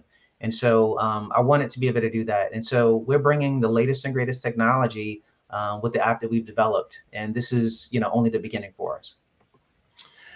Carrie, when you think about this flourishing community, the industry, I should say, of the media, what challenges do you perceive that are ahead of us? And what are the solutions that you want to happen? What are the solutions that you want to create to resolve those challenges in the media industry? Yeah, so what I've seen overall, one of the biggest challenges, believe it or not, is the algorithms that are on some of these platforms. And the Yes. algorithms that are on these, yeah. Please talk about that. Please talk about that. Yeah, definitely so. And so that's a very big challenge for content creators overall, specifically Black publishers and podcasters, but overall content creators. And so the algorithms that exist on a lot of these platforms are pushing content in your feed for the majority. And so as a result, there's some good quality content like the Black Business Network Yes. and others that are creating some amazing information and content and delivering this information. But unfortunately, it's not getting seen. And it's not getting seen because we are dependent, once again, on these major companies to put certain things in front of us. And they put things in front of us that they think that, the algorithm should put. And so I said to myself, it's time for us to kind of, own the tech and to be able to make sure that that's actually reworked. And so that's one of the biggest challenges that I've seen in the industry. And I'm working to solve that. And that's why HeyTie offers an excellent solution to that problem. Carrie, how did you choose the name HeyTie? Yeah, so 7 years ago, I moved to North Carolina. I've been coming to North Carolina my entire life. My parents are originally from North Carolina, two small towns. And although I really didn't come to the Raleigh-Durham area until I moved here. And when I moved here 7 years ago, my wife and I, we used to go to Durham all the time. And then we started, we saw downtown, there was a plaque about, North Carolina's Black Wall Street. And then we started doing some more discovery and learned that, it became, North Carolina, if the folks don't know, North Carolina had the second Black Wall Street in the US. Before Tulsa existed, there were hundreds of businesses right here in Durham, North Carolina. And that particular area thrived, it flourished. It was basically downtown Durham was a haven for Black entrepreneurship. And they call the area where people lived and worked, they call that area HeyTie. They named it HeyTie after Haiti. The original name of Haiti was not H-A-I-T-I, it was H-A-Y-T-I. Wow. Yeah. And so, I actually was inspired while I was developing the app. I was looking for a name and somebody happened to be selling the domain name HeyTie, HAYTI.com. And I said to myself, man, a 5-character domain name, those don't come up often. And it just made sense. And now, my goal is to, showcase and tell the world about North Carolina's Black Wall Street, but also let them know that I'm actually what I'm doing with this particular app as well. Wow, Carrie, that is brilliant. Yeah. And you're educating us, you're educating me, certainly, maybe others are already aware about Durham, the Durham, North Carolina area being the first Black Wall Street, because most of us, we are, locked into Tulsa. We're locked into Greensburg, right? Greenwood. Yep. Greenwood, excuse me, Greenwood. And then, of course, if we saw the movie back in the day, Rosewood, which was a thriving community in Florida. So, yeah, thank you for educating us. Wow, this is beautiful. So, Carrie, I want to touch on that algorithm piece for a second, because as a content creator myself, and I know a lot of people would have this question as well, just my personal page alone, we won't even talk about the other pages I have on Facebook. My personal page on Facebook alone has over 10,000, almost 11,000 followers. Okay. It's a public page. It's a business page on Facebook. My question, Carrie, and I know a lot of content creators would want to know this, how do we maximize the audience that we already have without purchasing ads, which is what Facebook is pushing us to do. They want us to buy ads because they're saying, as you just wonderfully educated us, the algorithms are telling us what content the audience wants to hear. And I'm like, wait a minute, these 11,000 people are following me. They're not following you, you know, so obviously they like what I'm doing. So what can we do, Carrie, to maximize our potential online and utilize the content that we are creating and kind of circumvent the algorithm system? So I wish I had a better answer for you. And, you know, but unfortunately, 10,000 users, whether you have 10,000, whether you have 100,000 users, just know that these companies, the Facebooks of the world, they're not pushing your content out to all of your followers. And it's an unfortunate situation where you are beholden to these companies. In order to actually push your content out, yes, you will have to drive traffic to that, unfortunately, you have to pay Facebook and what's called, you have to boost. And so for your content that you create, whether it's an article, whether it's a video that you actually publish, in order to get that across to more users, you have to pay to boost that content. And so, you know, there's actually fees to be able to boost it to 100 people. There's fees to be able to boost it to 1,000 people, and so on and so forth. And so because of that money involved to be able to boost to, you know, your audience that's actually already following you, I actually said to myself, there's a better way to do this. And I wanted to ensure that Black content creators didn't have to spend all of this money to boost their content to their particular audience that's already following them. And so that's some of the reason why I actually built HeyTie, to kind of, you know, bypass that situation with a lot of users spending all of this money to be able to drive traffic to their content that they're creating. That's awesome, Carrie. So share with us, how does HeyTie actually work? Because we need to be coming over to the HeyTie network and kind of slowly, you know, move away from some of these other networks and get involved more with HeyTie. So tell us, how does the app work? Yeah, so it's really, really simple. HeyTie is a free app for users. It's available on Android and iOS. Just type in HAYTI in the App Store and you'll actually see the app. We actually work with publishers as well as podcasters who are creating some amazing content across the nation. But once again, their content oftentimes doesn't get highlighted. And so for the first time, when you come into the app, you will actually see at the top of the app, Today in Black History. And so I've always been passionate about Black history, and I wanted to make sure that it was kind of passed on to the next generation. And so that's the first thing you're going to see. And it changes every day. So hopefully you'll learn something new that happened in Black history today. Then below that, you'll begin to see news for the culture, and you'll see content from Black Enterprise, from just a wide variety of different publishers who are on our platform, Cuisine Noir with food, and it goes on and on. And so all of it is curated. We have everything broken out by category. We have Africa, we have business, we have sports, we have politics. And so I wanted to make it easy for any user who was interested in getting access to content that's coming out of our community to be able to find that news and information, find those great stories, both good and bad, that's actually happening within our community. And so HeyTie is for all users, but at the same time, we highlight and we focus on, you know, Black journalists, so Black news overall, that's actually taking place throughout the world.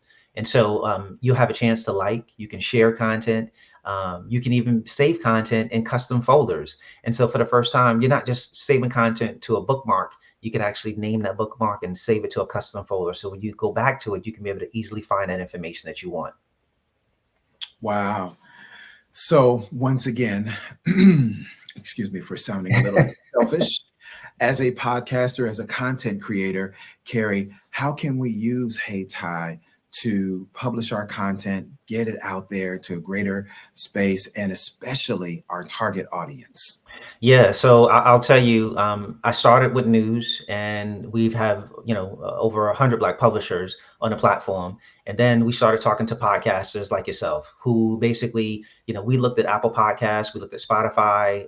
Once again, I was scrolling through a feed and I didn't see a lot of, you know, podcasts from Black podcasters. Mm-hmm. And so we have successfully aggregated over 2,000 Black podcasters all on one mobile app along with news.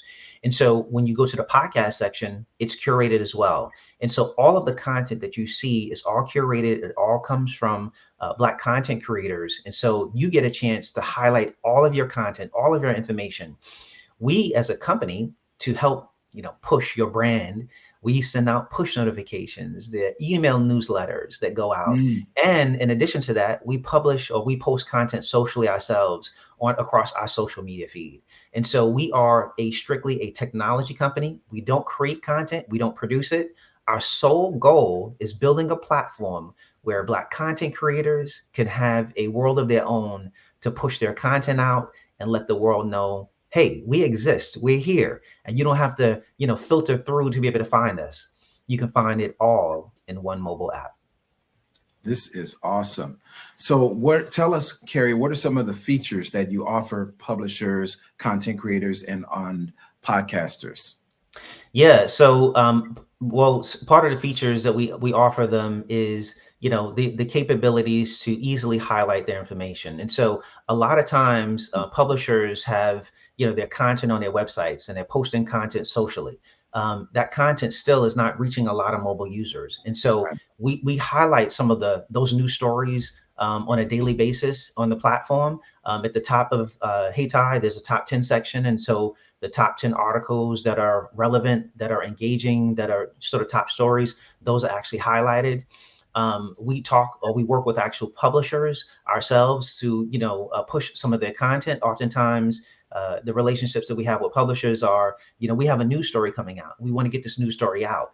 And so is there any way that you could be able to get this to your mobile users? And so we work with them to schedule push notifications. And so you receive push notifications to your phone on a daily basis. And so we push out some of those articles to make sure that we can drive traffic and obviously drive revenue to not only the publishers, but also the podcasters to make sure that their content gets front and center.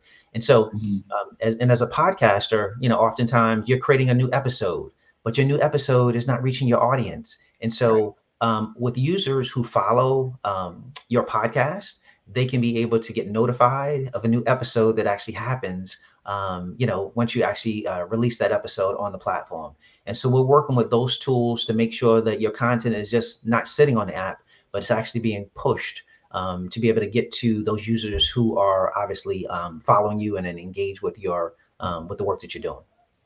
Carrie, this is exciting, man. You got me pumped up over here. Listen, I'm signing up for Hey Ty today. Right. Soon as I get off, as I get off the ad, I continue doing my job. But I will be coming on and getting with Hey Ty. So you have a new brother, a new subscriber to the app. I'll be getting on. Thank you. What are some of the challenges that you've encountered? What are some of the obstacles that have tried to impede your progress with the growth of the app? Yeah, I have to tell you, it's been a big effort to be able to launch this app. Obviously, launching a app, involved with technology, there's just so many hurdles that you have to go through when it comes to development, when it comes to testing. And so we've gone through a lot of those different hurdles. Obviously, one of the biggest hurdles also is access to capital. And so a lot of personal capital has been put in to be able to, develop the app. But this has just been a labor of love, to be able to make this investment into our community to make sure that we're getting the best, the best tech behind this. And so, it's been a labor of love. But like I said, the hardest part has been building the technology. As costly as it is, having a development team and having, the testing environment to be able to do this. But we've actually done it. And since we've done it, we know that can be done. And there's so much more that can be done because we control the platform now. And so there's a lot more features that we plan on adding to help out our content creators. And then overall, just to kind of stay in line with our mission of the company itself. So Carrie, with the management and the maintenance of the app, I want to kind of bring you in because I'm sure you're familiar with the platform of Periscope. Periscope, which was owned by Twitter, started in 2015, was actually the first really powerful live streaming app out there. Periscope was before Facebook was, Facebook Live and Instagram Live, right? Mm-hmm. And so that platform went away even though it was owned by Twitter, Carrie, the Periscope platform went away. And what they told us, the Periscope community, was that it went away due to a lack of tech support to continue to manage the growth. And of course, the platform was exponentially growing because it was so unique. I mean, they had summits, global summits. I even was a part of a global summit that they had in January of 16 in San Francisco. It was phenomenal, met people all over the world. I can see that. I can foresee that happening for Heytie. My question for you is, with some of the obstacles that you've mentioned, what can we do to support you for the continual growth of the Heytie platform, of the app?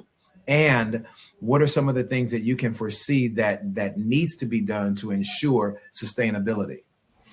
Yeah, so in terms of support, thank you for that question as well. First, I would say download our app by going to heytie.com or going to the App Store and typing in Heytie. The second thing I would tell you is you'd be surprised. This one simple little thing changes the game for us. Rating us in the App Store, giving us a 5-star rating in the App Store, because the App Stores have an algorithm as well. And so when you type in certain keywords like news, like podcast, your app appears at the top based on the ratings that you have in the App Store. And so I tell people all the time, not just download us, but give us a rating in the App Store. And so that kind of goes a long way. Ultimately, we want to stay in business, and this longevity piece is important to us. And so it's not just those two things. It's also to post content socially, right? To post about, I just downloaded the Heytie app. Give your experience about that. In addition to that word of mouth at the end of the day. I mean, so many businesses in our community have been successful by getting the word of mouth out. And so in our app, we have the capabilities for you to refer a friend. We want to make it easy for you so you don't have to do a lot of hard work. And so as soon as you launch the app, there's a notification box that comes down that you can be able to click on to be able to refer, Heytie to a friend of yours. But we also have that on the About Us page as well. And so we want to make it sure that in terms of longevity, that we stay in business for the long haul. And we'll do whatever we can to make it easy for you to be able to kind of get that message out to your friends and family also. That's great. That is really, really great. My follow-up question with you on that, Carrie, you really shared with us about the importance of making sure that we give a rating. And I want to speak this to our audience here at the Black Business Network. Family, make sure that you always give a 5-star rating, okay? The highest one, yes. All right? Because people are quick to criticize, but slow to compliment, yes. All right? So we know that our brother, Carrie, is doing a phenomenal job with the Heytie app. It's going to be growing. So make sure you go in there and give a 5-star recommendation. All right. Thank you. That said, the new term for us as business owners, Carrie, is collaboration is the new currency. My question for you is, what collaborations are you involved in or are you interested in? And is there an opportunity for partnerships with regards to the Heytie app? Absolutely. I cold call myself. So, the publishers that are on the platform, a lot of them have heard from me directly. And most of them have, pretty much the majority. And so my goal is to reach out to them to make sure that they know that Heytie exists as a platform to be able to promote your content. And so I do that all the time. And I'm open to having as many partnerships as I possibly can to be able to help and grow this business. I know I can't do this alone. And so this is a collaborative effort overall. What I will tell you is that on the podcast piece, because there's so many podcasters that exist out there, I actually just established a relationship with the Black Podcasters Association. And so it's a national association that is representing podcasts and their interests. And they have webinars. They have, a lot of different, informational and educational events.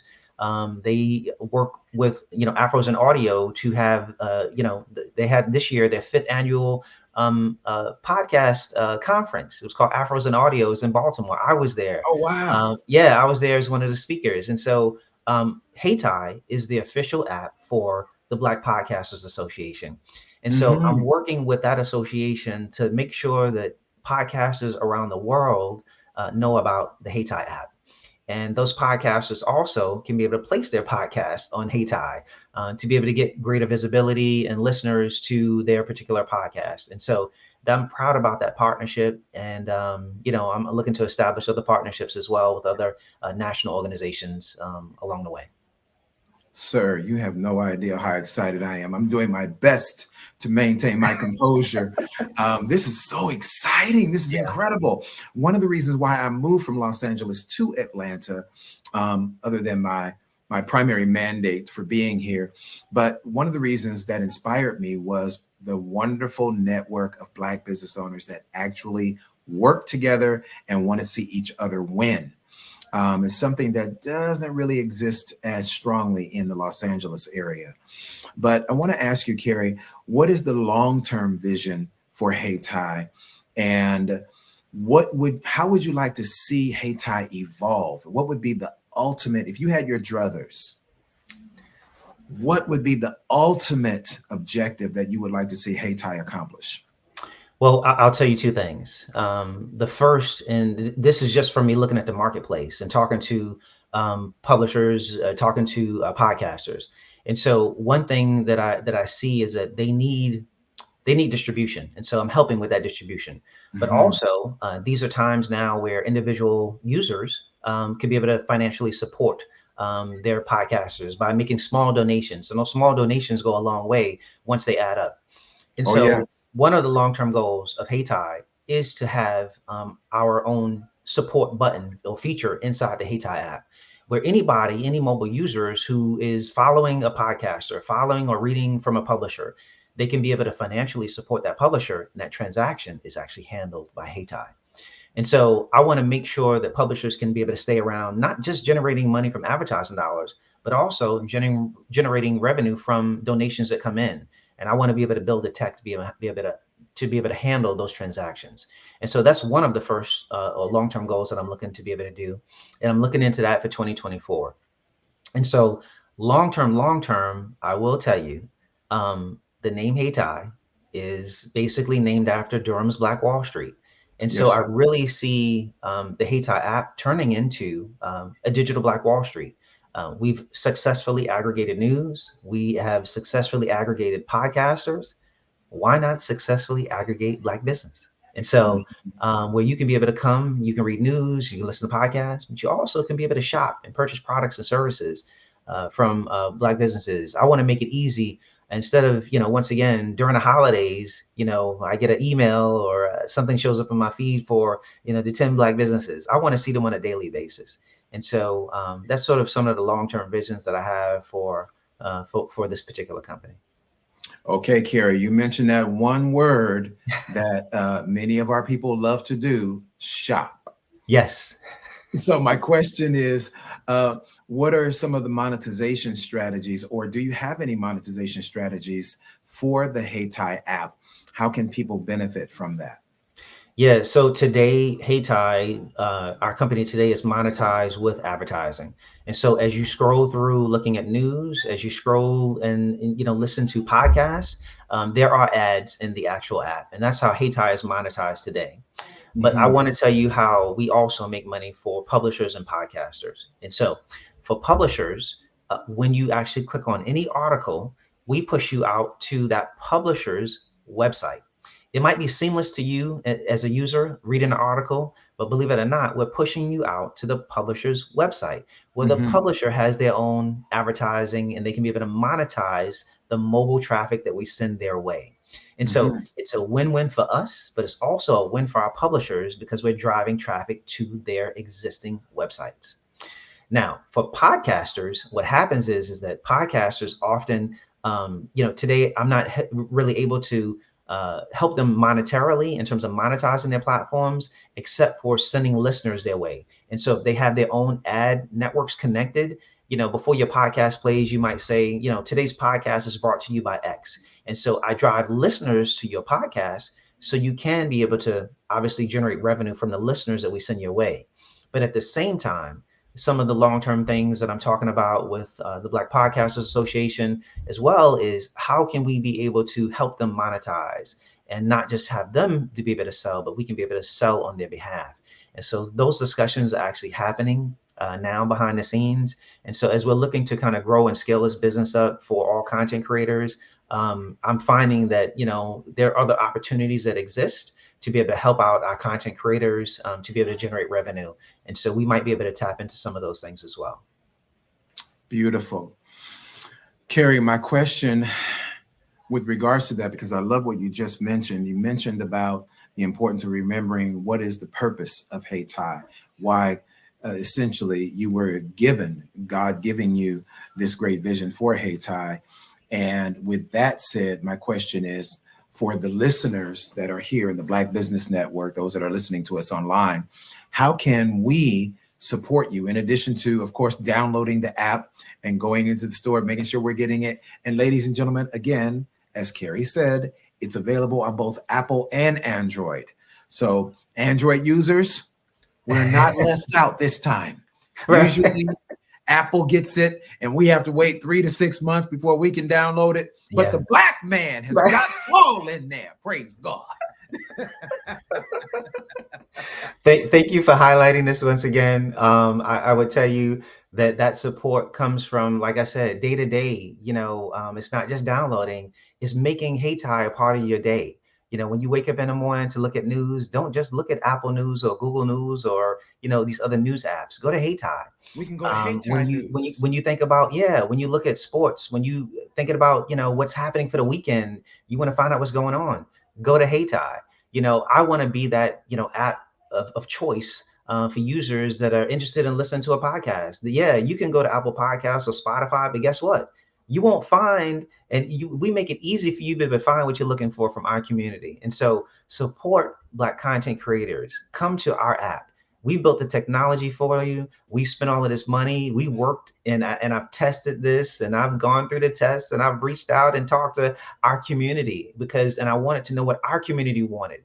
And so that's what I'm building. And so I want to talk to you about some of the customization, just so you know that we're building stuff for our community. In the podcast section inside of Hey Ty, you will see something that you'll never see on another podcast platform. You'll see topics and categories like for my brothers, for my sisters. You'll see a category for Caribbean culture. These are things that you're seeing inside the app because of conversations that we've had with our members, our users, and they basically told us how they want the app built, topics that are going to be relevant for them, categories that are going to be relevant for them. And so I need your support. I just don't need your support to download the app and then just let it sit there. I need your support to use the app on a daily basis. And that's how this actually continues to thrive as a business overall, not just for me and my company, but for all Black content creators. So Carrie, talking about the utilization of the Hey Ty app. So we can go to the Hey Ty app and we can look at what's going on with current news, world news. We can go to the Hey Ty app to find out what the weather is like for today. We don't have to go to the Weather Channel. We can go to Hey Ty and see what the weather is for your particular city around the world, right? That is correct. So, and like I said, and on the podcast piece, remember, all of the podcasts are also curated as well, where, all of the categories that we talk about, news, business, sports, Caribbean culture, all of this stuff is sitting right there inside the app. And so you're getting the best of both worlds where you don't have to use two apps. And I'm going to call it out. With Apple, you got Apple News and they got an Apple Podcast app. Google has two apps. They have Google News and they got Google Podcasts. Guess what I did? I brought them all together underneath one umbrella, one app for all of your news, for all of our podcasts from our content creators. That's the Black man bringing unity to the tech community. Right. Listen, so one of my followers, Carrie, just asked the question: is the Hey Ty app available in the Apple Store? Yes, it is. Just simply go to the Apple Store and type in, as I mentioned, HAYTI, and you will then be able to download the app very easily. It's a free app for mobile users. And I also want to say that we don't charge publishers or podcasters to be listed on the app as well. This is all about distribution, family. And I understand your pain. I understand your issues. And I wanted to make sure that we can be able to drive traffic. And that's the sole goal of the tech, why I built this particular technology. Last question for you, Carrie, as our time, I could talk to you for a whole nother hour. But the last question for you, one of the greatest challenges is balance. How do you balance family life, balance life with your beautiful wife, and the other things that you have to do outside of Hey Ty? Share with us, because I'm sure that some of our listeners can use some of your wisdom on how you balance it all. Yeah, so I balance it all by keeping a strong mental health with respect to, just believe it or not, for me, it's walking, it's taking vacations when I need to, just to get a mental health break. It's spending time with my family, which is probably the most important part of my life. Those things are important to me. You need to, don't just, you've got to be able to balance everything that you do on a day-to-day basis, and not stress yourself out and not overwhelm yourself. And the other thing is that having a team is important. And often, that can be a difficult conversation, right? Building a team is hard. And it took me a while to be able to do it. And so sometimes now I have that balance in my life because I have a team behind me, both personally and professionally, that support me through the trials and the ups and downs that we all go through. And I know we're getting ready to close out, but I do want to tell the folks that are listening, as an entrepreneur, I didn't get here by myself. I've had help along the way. There are organizations that I've worked with, like co-working spaces, that have helped, provide some of the financing to be able to do some of the work that I've done. But all of that, I would tell you, has been a labor of love overall. But I'm happy to have mentors in my corner, and folks that I can be able to call when I need help as well. That is beautiful. Carrie, oh, this just in, since our founder, the great Dr. Kelly, is from Durham, North Carolina, I've been advised to let you know that you have been given, I've been blessed to have a little bit more time with you. Just in, this just in, oh my God. All right, so listen, this is great because I really wanted to continue this conversation with you. So listen, is it okay? Do we have a little bit more time with you? Yes, I have a couple more minutes. All right, cool. A couple more minutes. Okay, because I don't want to take no time from wifey, because listen, I'm coming to North Carolina. Come on down. I want to make sure that the queen loves me and receives me. It's like, yeah, you the man that kept my husband on there for an hour, and I told him he was supposed to be off by a certain time. I don't want to get in trouble.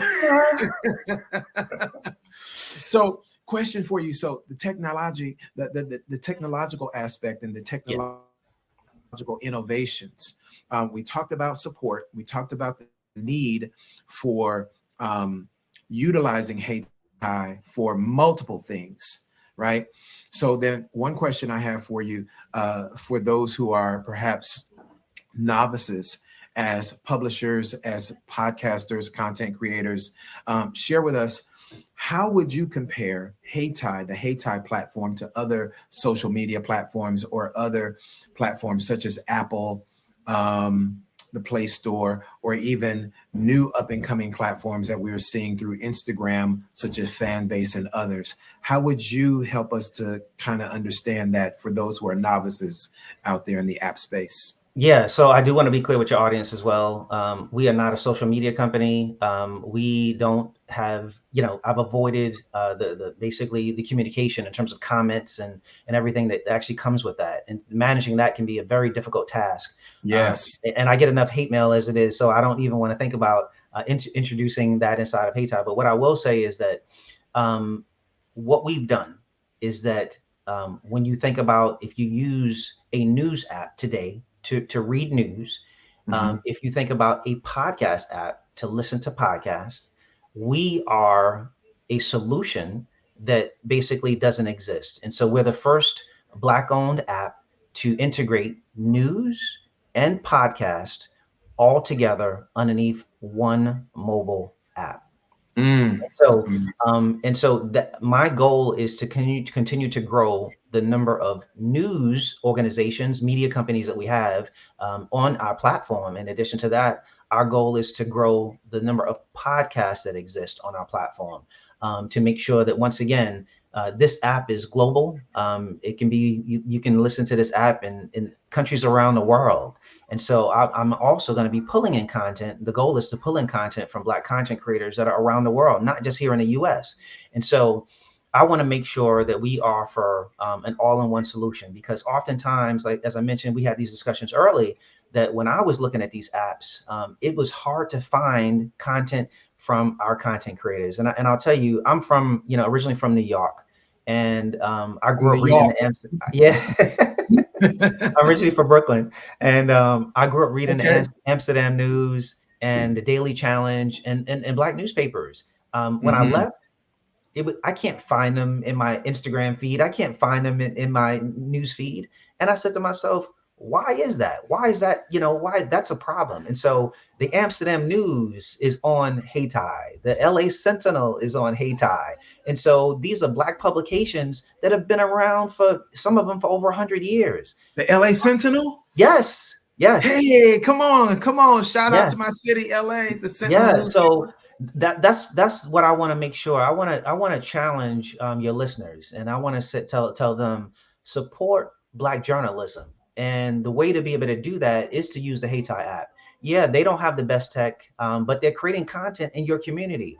They're listing events, they're listing news that's happening in our community. And oftentimes those stories don't get highlighted unless it becomes a major, story.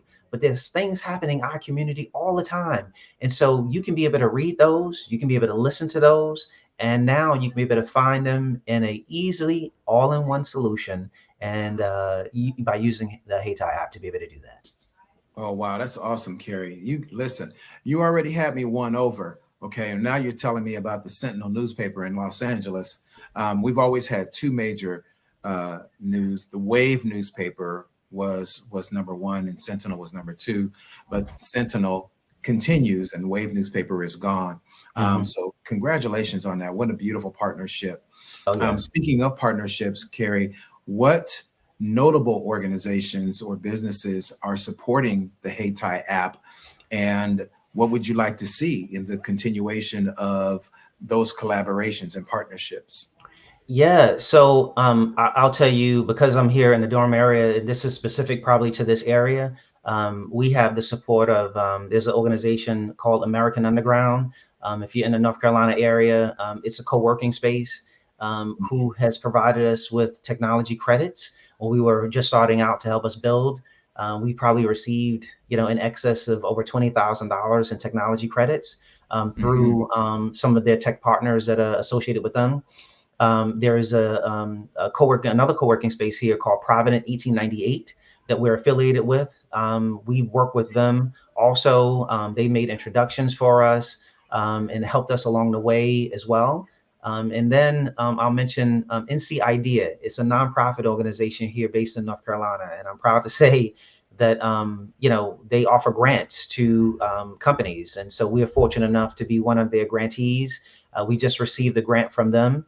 And I do, work with other organizations as well. But those are three that I definitely want to highlight.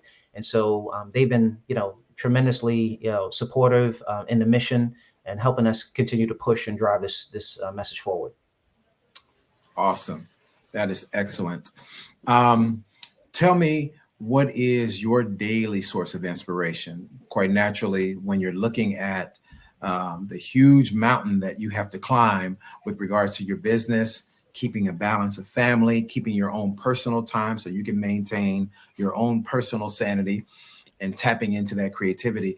What is the source for you, Kerry? What is the source of inspiration for you that keeps fueling your fire? So the source for me is, I love what I do. And this is all about supporting Black businesses, right? And so I myself on a daily basis, even if the app didn't exist, would still support Black business. And so I said to myself, this is just an easy way in terms of media to be able to, directly support our publishers without even doing a lot of work. I'm going to read news anyway. I'm going to listen to podcasts anyway. Guess what? Why not do it on my platform? Why not do it on the platform? Why not create a platform to make it easy for myself so I don't have to search all over the place and I don't have to use, multiple apps to do the work that I want to do or find the things that I want to be able to find. And so, I'm passionate about, the love that I have for our community. making sure that, we're able to thrive. It's very competitive. It's a very competitive space. But at the same time, there's room for us in this space. And there's room for us in this space is because, the technology that exists out here, as I mentioned, we're sort of beholden oftentimes to a lot of the large tech companies.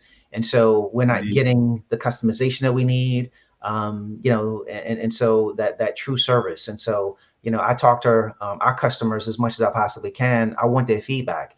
I want to know what's wrong in the app. I want to know what could be done better. Once again, I say this is an app for our community. And so I'm building this for us. And so that feedback is actually really, really important. But I'm passionate about those conversations that I have with, whether it's a small publisher or a large publisher, whether it's a small podcaster or a large podcaster, how I can be able to work better to be able to, make sure that we grow together as a community. And that's the only way that this is actually going to be successful. Carrie, you mentioned this a little bit earlier, but I kind of want to go back to it so that we really get this message across. How would you advise us to continue to amplify Black voices, Black podcasters, Black publishers? How would you advise us with the usage, the utilizing HeyTie as an app? How can we as listeners, the average everyday people who are not podcasters, how can we help to push the Black business agenda forward and amplify Black voices? So this is something that, I tell people all the time, it's you have to make this a part of your day-to-day, right? For me, I buy soap from Black vendors, or I'll buy lotion, or whatever the case may be. If you want to be able to support HeyTie, I tell people this as well. In addition to using it on a day-to-day basis, you don't need to be a podcaster. You don't need to be a publisher. You have your own little social network, whether it's 100 followers, whether it's 1,000 or 10,000. You can push your message out by simply, copying HeyTie, the domain name, drop it in your social media feed and say, you know what? I found a great mobile app. Check out HeyTie. And so we all have a voice, thanks to technology, thanks to social media. But we can be able to leverage that voice to make sure that, we're able to highlight our businesses that are out here creating some amazing technology and products and services that exist. And we have to be that voice. And now we have that voice, using our social channels. And so we can be able to easily do that. Unfortunately, like, as I mentioned before, some of it might involve boosting, but even without that, we need to be able to make sure that we do this consistently, not just once or twice, but we have to be consistent about, our approach to how we spend our money and the things that we do. Carrie, if somebody wanted to follow your footsteps, move along in this industry, and they see your vision and they would want to emulate you, what advice would you give them to start in, a starting ground to launch into this industry and be successful? So I would initially, I'm going to give you some advice, and this is just advice that I've learned along the way. I've never pretty much had to step out in the forefront to have a business. And so now I'm out in the forefront. So I would tell people, be prepared to step out, be prepared to speak publicly. Sometimes, that's basically, people are shy oftentimes, and that might stop people from, pushing forward. But it's sort of a pain point that you've got to be able to get over to be able to push forward. And the other thing that I would tell you is networking. We all understand networking, the power of it, but it is true. There have been so many opportunities and things that have come along my way through networking, through basically going to a function, going to a conference, having a conversation, talking to somebody, letting them know what you're doing. And I know sometimes that can be difficult because you're like, I have something really strong. I have an idea and I don't know if I'm ready to give it up. But oftentimes people like me, are here to help. But we can't help if we don't know what you're doing and what you're working on. And so oftentimes, entrepreneurs that I have that I talk to, they need a little assistance. And if I can assist along the way, I'm happy to be able to do that. I'm proud to sit on some boards as well. And so where I can be able to lend, my expertise, I'm happy to be able to do that also. Awesome. Carrie, I'm an avid reader like you are. And I wanted to ask you, a 2-in-1 question, if I may.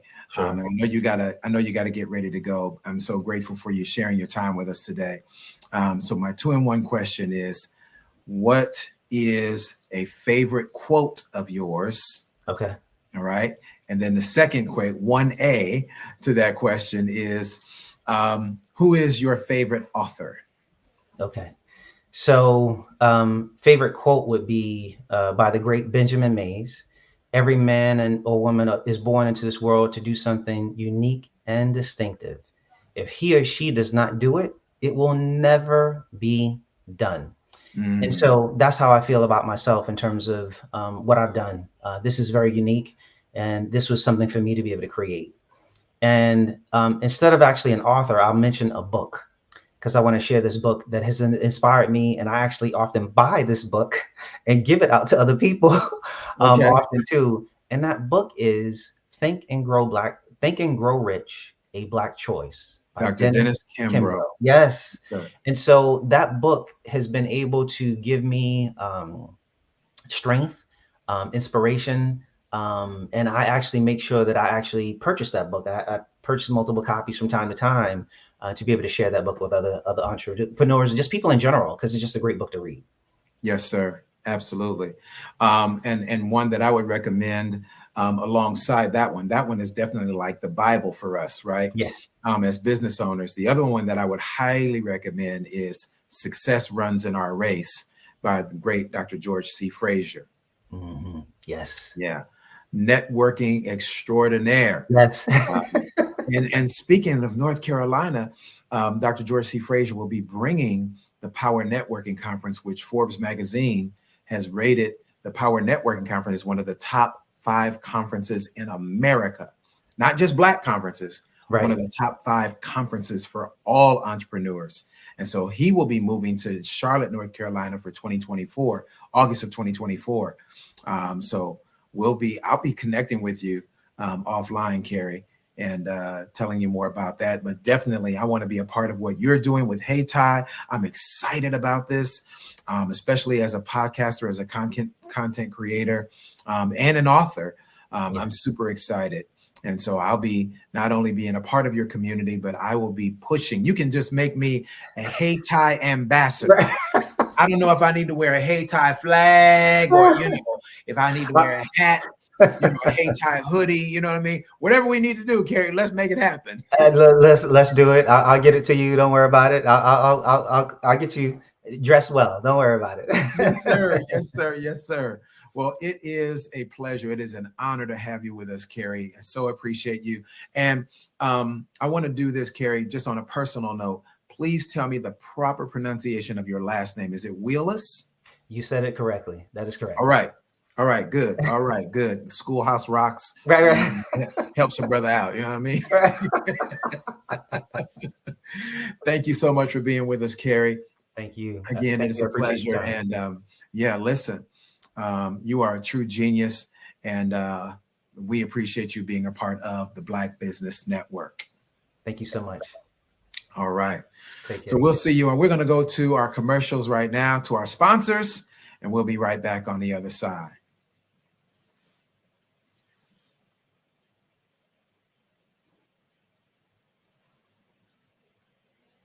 Art to me is a creative expression of something from nothing. It explodes onto the canvas, or it explodes on in my work.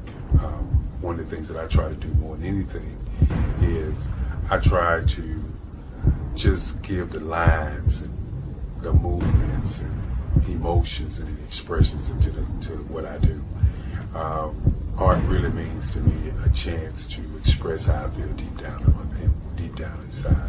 Most of my art begins as a thought that I might have, whether it's sports, whether it's history, whether it's a woman or a man. It pretty much starts as an idea of thought before I get into the actual image of what I'm going to draw. I do a lot of historical pieces. I was a history minor in college, and I love to do history pieces. And a lot of times I'm thinking about history, and then I try to make that history impact you as you look at it.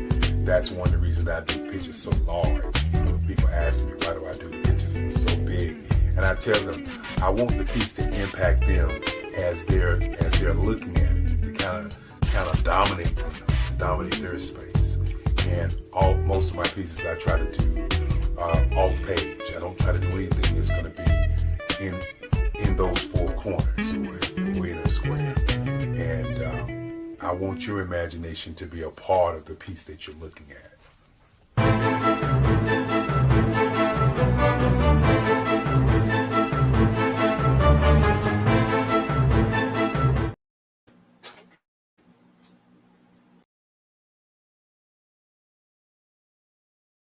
I am from Washington, D.C., but I was raised in Durham, North Carolina.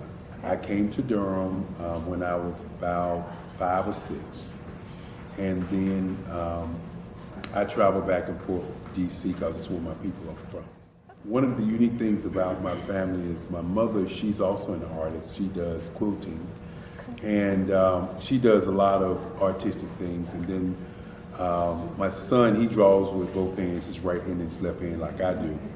So that's kind of a family trait. And then my other son, he's a videographer, and my daughter, she works, she's a regional vice president for Sunglasses. When you start out drawing and sketching, you want to continue to explore, each avenue. I do pastels, I do pen and ink, I do painting, I do acrylics. I haven't done oils yet, but I try to do all facets of art. What I say to a lot of times to people is, you can't put yourself in a box when you're an artist. You have to explore. And over the course of my life, I've tried to explore different mediums. I also do sculpture as well. I choose my subjects by the intensity that they have in their faces, or the intensity that somebody is moving, because I do more than portrait drawings. I also do I do abstract, and then I do figurative drawing also. Well, what happened in this particular show is that I started out trying to come up with something that would be a little bit different than what everybody else is doing. So I was working on a Barack Obama show, and they wanted me to do some paintings of Barack. And so what I did was, because of the deadlines, I kind of did it kind of fast. And then I realized when I was doing it fast, I enjoyed it. And so then I started doing other pieces the same way, and I started to enjoy those pieces also. And so I came up with this particular style, and it's a style of lines and colors. And what's interesting is that when I was in college, I did a show called Lines, Colors, and I talked about the boldness of the blacks, the hotness of the whites, and this is how this has come about, later on in my life. And the colors comes from a lot of the entertainers that I work with, where they wear different colors. They don't wear, your plain reds or your whites. They wear different colors, and so that's also another piece of what's giving me the colors. The subtitle of this show is Faces That Speak Life. That's real critical. Faces that speak life. Each one of these pieces is a life source and a life energy that's being put on display for people that are looking at it. I always say in terms of my art, it's not important that I draw them. It's important what you get out of what I draw. I don't try to just draw it because you like it. People wanted me to do prints. I didn't do prints.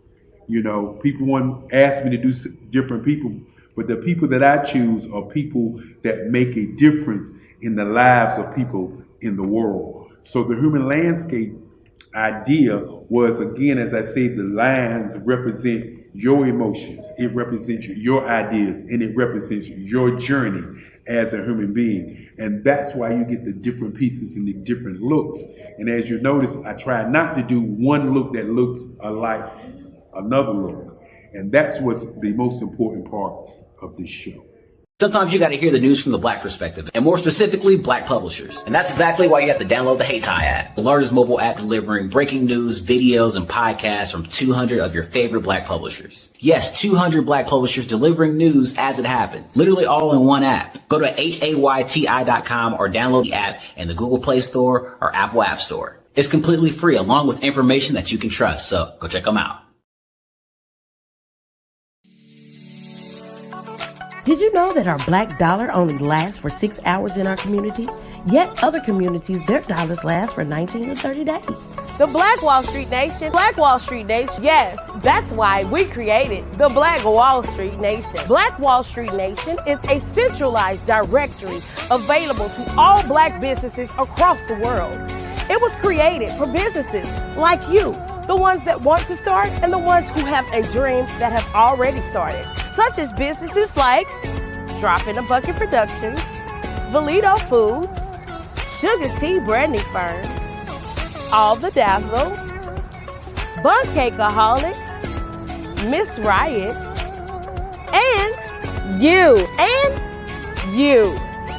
We'll have marketing, seminars, and some funding coming soon just for you. So, we want you to come and join us at www.blackwallstreetnation.com. See you there.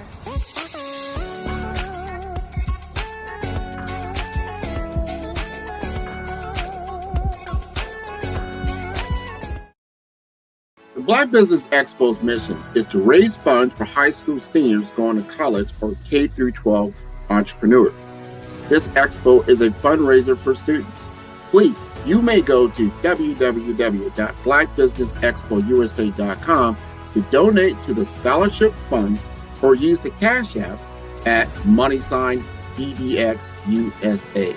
Our goal is to give laptops and up to $5,000 to 10 students. Students can register online at www.blackbusinessexpousa.com. Every dollar counts. Please donate to the Black Business Expo USA Scholarship Fund.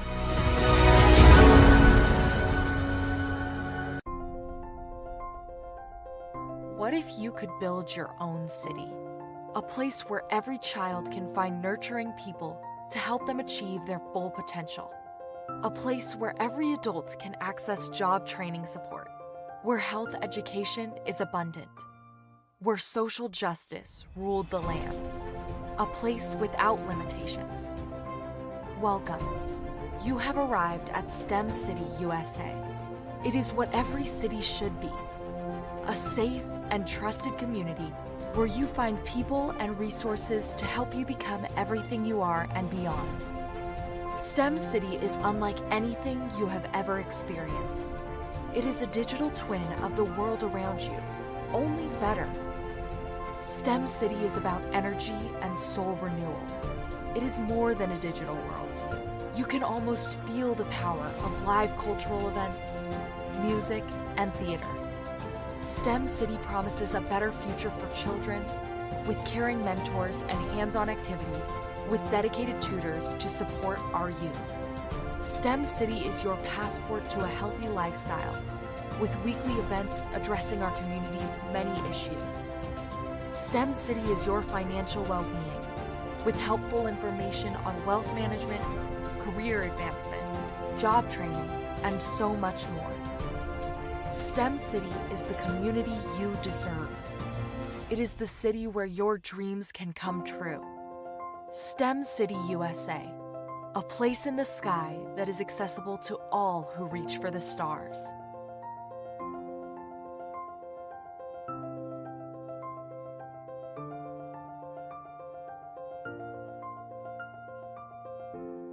I'm Ramon Ray, founder of Smart Hustle Magazine and smallbiztechnology.com.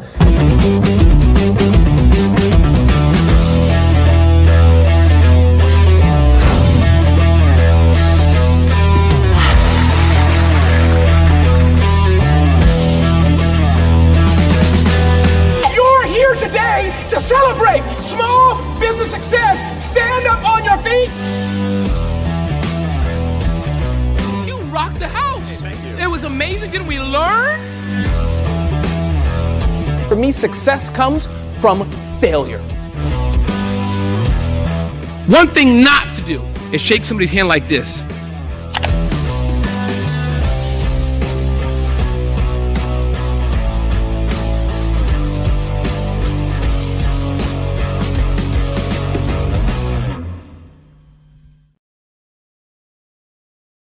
Follow the Brand TV broadcast host, Grant McGaugh, as he visits with top executives and entrepreneurs to find out their secrets of success with their personal brand. Follow the Brand TV broadcast host as he focuses on brand development to build better relationships, bring value to your business, relationships, and career. You will enjoy listening to each episode that is tailored to speak to you directly. If you're looking for this type of clarity in terms of building your brand, you have tuned into the right station. Each episode will help you to shape a conversation in the 5-star BDM network of 20,000 professionals and become a springboard for your corporate engagement and business opportunities. Each guest will frame their story in the areas of personal branding, business development, career development, financial empowerment, and technology innovation. Grant McGaugh explains why he is the CEO and owner of his own professional career. Grant is an accomplished business leader and entrepreneur who wants to give back to individuals to grow their personal brand strategy. Tune in as he weaves his story about new possibilities, while to you exceed expectations. If you love storytelling, this show... You are in the right place at the right time. The Black Business Network opens again for its Black Business Olympics, a 24/7 broadcast on business, strategies, global branding, social media marketing, finance, advertisement, and much, much more. Featuring the top, most powerful entrepreneurs and speakers and thought leaders from all around the world as they gather together for this phenomenal event.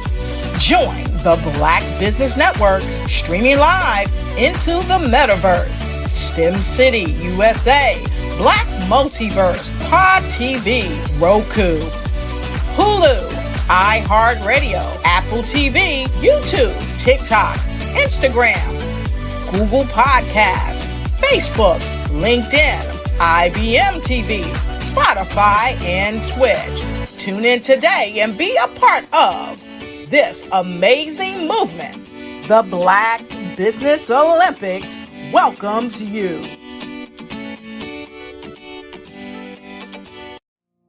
Did you know that approximately 333.34 million businesses exist today, according to a report from 2021? And you may be one of those businesses, or maybe you're not in the business market yet, but you're aspiring to be a business owner.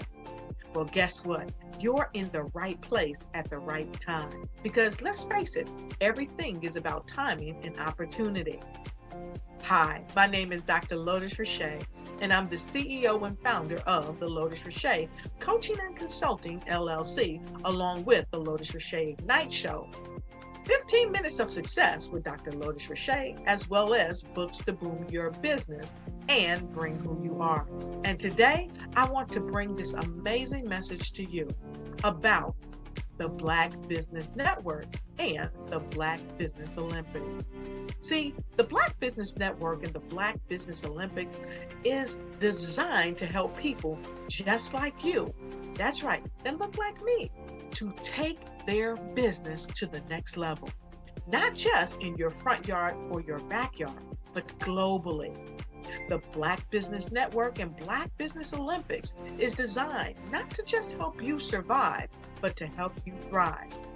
So join us today as we come together with businesses all around the world to support our students, our children, our young teens, our young entrepreneurs. What we do is we come together to help raise funds for students who are aspiring to be business entrepreneurs, who are aspiring and who are thriving in college. We endow them with a wonderful opportunity to gain scholarship of either a laptop or several thousands of dollars. And we invite you to help be a contributor to this amazing opportunity to help someone that looks just like you. So join us today at our website and let us connect with you and help you ignite and take flight in every area of your life on the Black Business Network and the Black Business Olympics. I'll see you on the other side.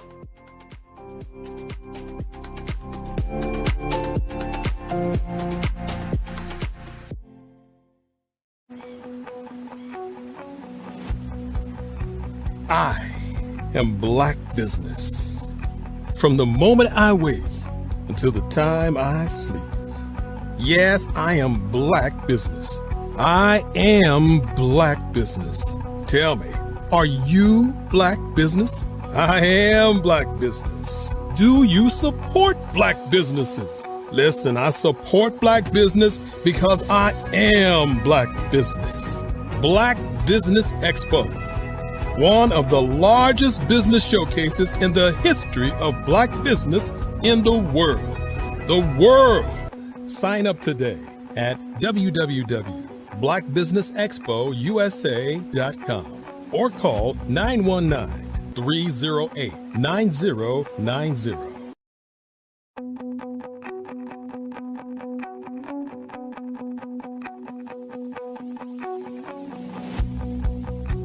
I am Black Business.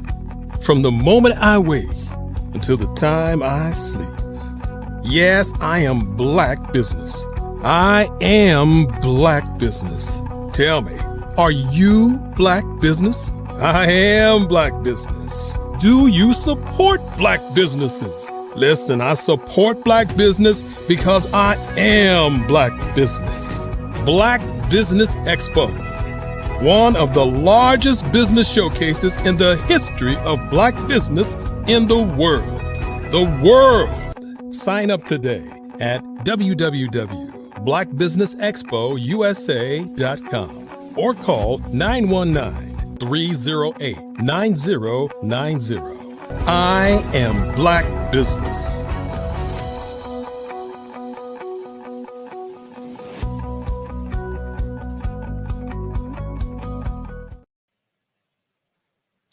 Well, good afternoon. This is Dr. Gerald Hightower, and I am your host for today for the Black Business Network. And so glad to be here with you, family, today. We are at the Black Business Network. We support corporations, businesses, and entrepreneurs worldwide. And today, family, I want to give you a phenomenal speaker that we have for our next segment, because we have speakers here from all over the world, literally. We have speakers from North Carolina, London, Singapore, Africa, Japan, and cities all over the United States.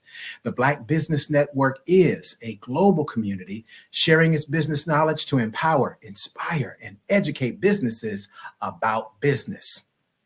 And so here in the Black Business Network, being a 24-hour business network, we showcase Black businesses, we showcase Black business owners, entrepreneurs, and thought leaders around the world. Our next speaker for today is Felicia Ward. And Felicia Ward is going to give us some incredible information, as we've already been blessed with some great speakers, but Felicia Ward is going to top us off today. And I want to say welcome to the Black Business Network, Miss Felicia Ward. Genius is common.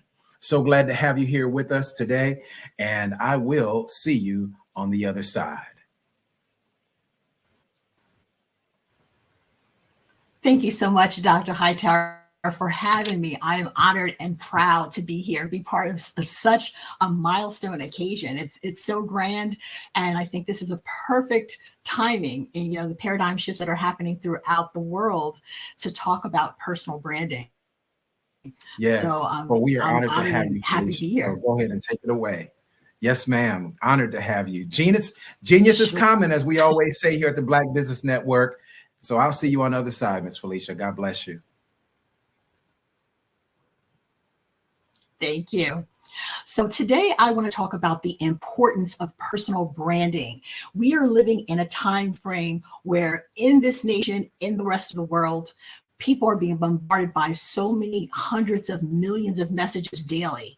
What separates us is our personal brand. The advent of streaming, digital, and AI has compelled people to start looking at the importance of having a personal brand. Before I talk about the importance of a personal brand, I want to differentiate the difference between a personal brand and a company brand. So everyone knows what it's like to have a core message and a core philosophy if they've ever been an employee. More people are employees first before they ever start out to become an entrepreneur. The difference is when you're working for a corporation or a company or an entity, you're following the philosophy and you're in agreement and in alignment with that business. When you have a personal brand, you're making a personal statement about your alignment, either with the company, a brand, or just for yourself. So it's really important that you're in alignment with the company and that the company values and philosophies that you subscribe to with the company are part of your business plan. You, as a business owner, you are trying to underscore that you are in alignment with the company that you actually are working for. But if you're an entrepreneur, you now have the power to create a narrative for yourself on who you are, who you help, how you solve problems, what you believe, what is your mission, what is the value and the value proposition that you bring to the table. When you're an employee, you're not involved in those conversations. You just decide to actually subscribe to the philosophy of that company. But if you're an entrepreneur, which there are more of us, joining the entrepreneurial business space and realizing that there is power behind your own personal brand. Now, when you have a personal brand, it's not just based on what you like and what you think. You first have to develop what I consider to be a leadership mindset. Because you are a business owner and CEO of your own narrative, this is an opportunity for you to tell your story, to define your core beliefs, and to dig deep as to who you are and how you want to impact the world. And what I say is to be able to create a legacy for yourself, for your family, and what you want to aspire your company to do in having an impact. So in that mindset, you have to remember that you are the CEO of your own personal brand. So the first thing you want to be able to do is have some deep introspection. What do you want to be known for? What are you actually good at doing? How are you able to make a difference? Those are conversations that you have to have within inside yourself and have some deep thought. The second thing you want to do is don't only just rely upon your own understanding and your own beliefs. Make sure that you're in alignment with what you actually can produce and do. Therefore, you have to expand behind just what you think and ask other people. The first group of people, if you're thinking like a CEO, think about your brand ambassadors. Now, who are your brand ambassadors? Your family, your friends, people that are closest to you, that know you personally. What words would they use to describe you? How would they feel about contacting you for advice? Who calls you for advice? What are you known for within your community? Think about those things because you want to be in alignment with what you actually can produce and do and be paid for and what people know you for. Those key words of what people say, hey, she's a confidant, she's reliable, she's someone who's marketable, she's a genius. However they use to describe you, think about those key words because that's going to be part of the market research and helping define your personal brand. Then you want to go to the next level of people, your peers. Your peers are instrumental and vital to how you're going to help perceive yourself, mirror yourself, convey your messaging. So in your peer groups, if you're involved in professional development, the people that you work with, your colleagues, institutions that you belong to, sororities, fraternities, Whatever it is that you're involved in that expands beyond what your daily duties are, think about what your strengths are. Conduct a SWOT analysis on all of these things. What are your strengths? What are your weaknesses? What are the opportunities? And what are the potential threats? When you look at your peer group and how you're perceived and what you execute well and what you have a passion for, is it in alignment with what you want to actually be delivered and conveyed within your own personal brand? Then you want to look at the community.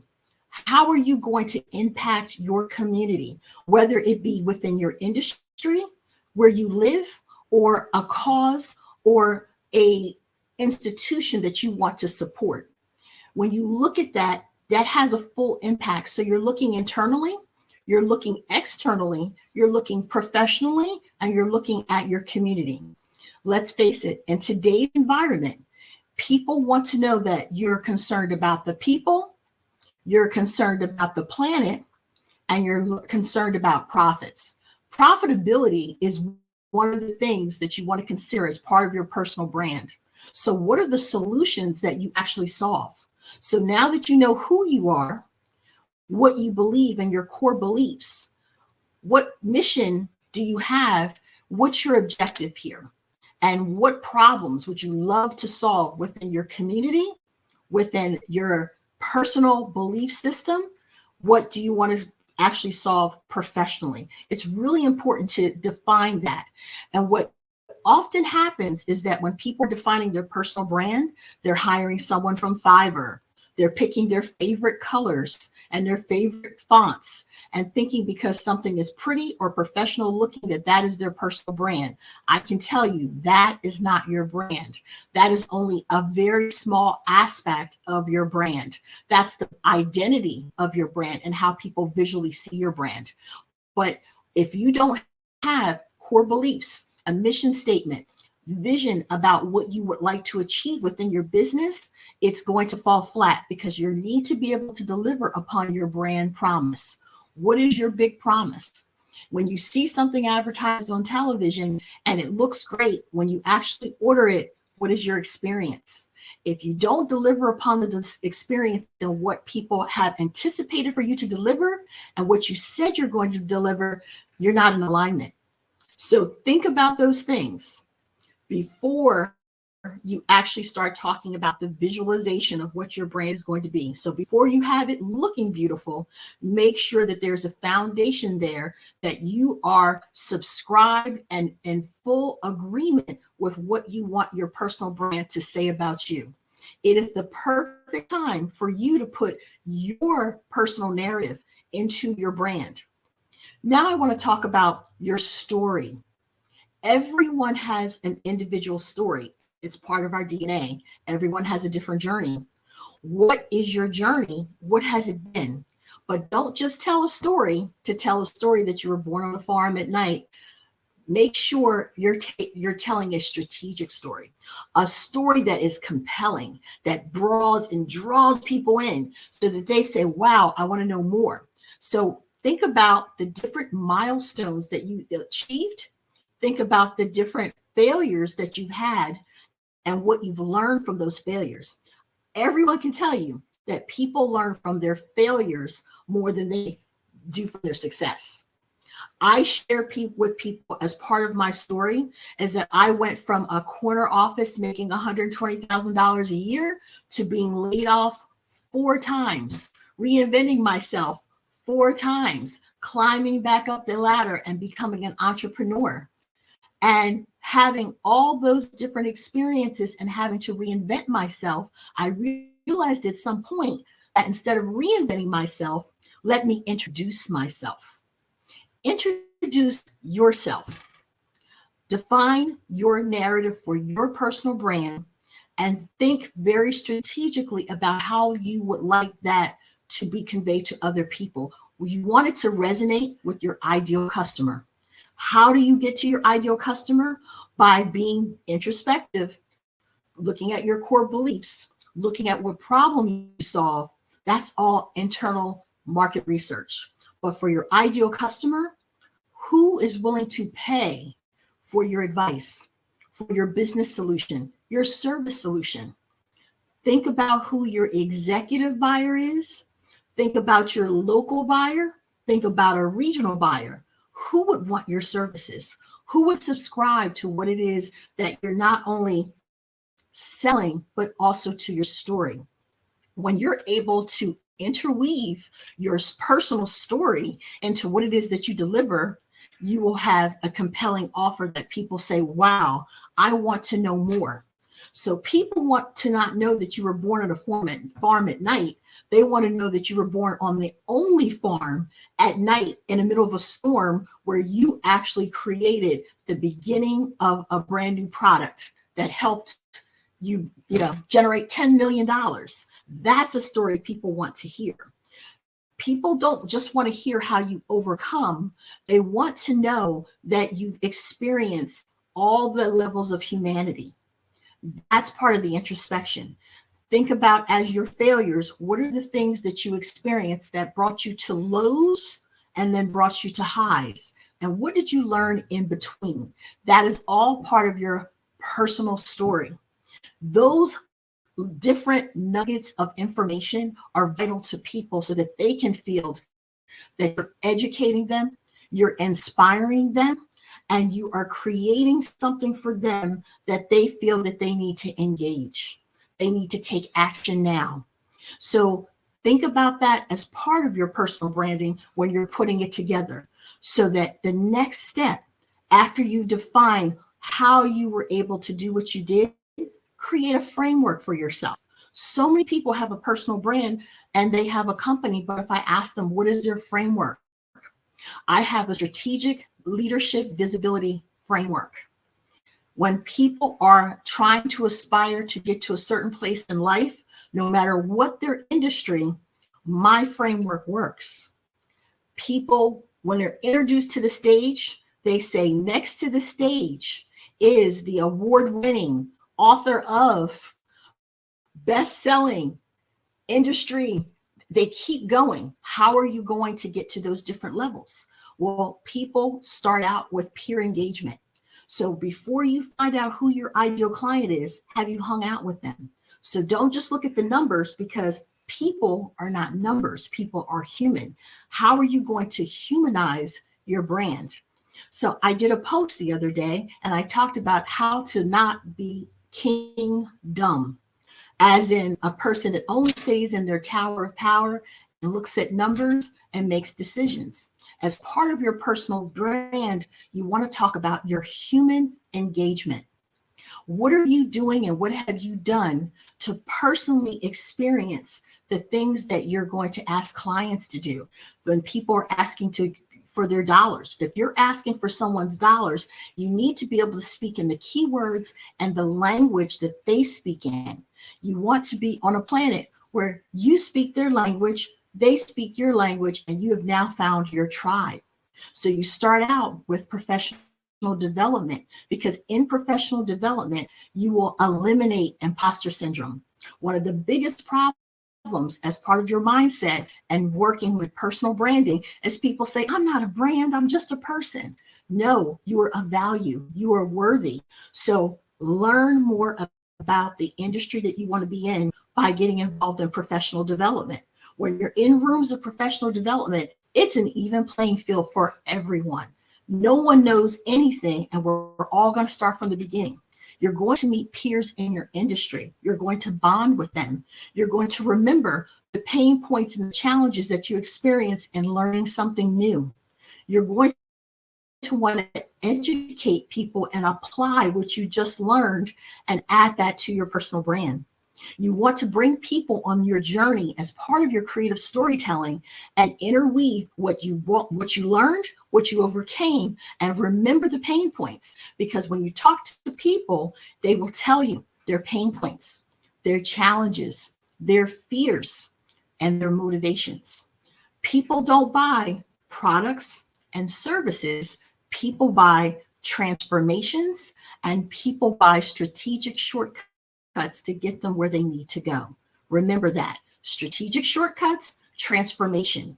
So in telling people about your personal brand, conveying your image of your personal brand, how are you solving problems for them in their language? What is most important in their language? Learning the language of your ideal customer is so key. So once you now have become authentic yourself and you're able to tell people about your challenges, your pain points, your motivations, and mirror that to what your ideal customer is going through, now you have my attention. You have drawn me in. Now tell me how you're going to be able to help me with your framework. What's different about your framework? What's different about the experience that you're going to deliver? These are all things that are part of your brand. It's not just the identity of the brand. People first have to know that you exist.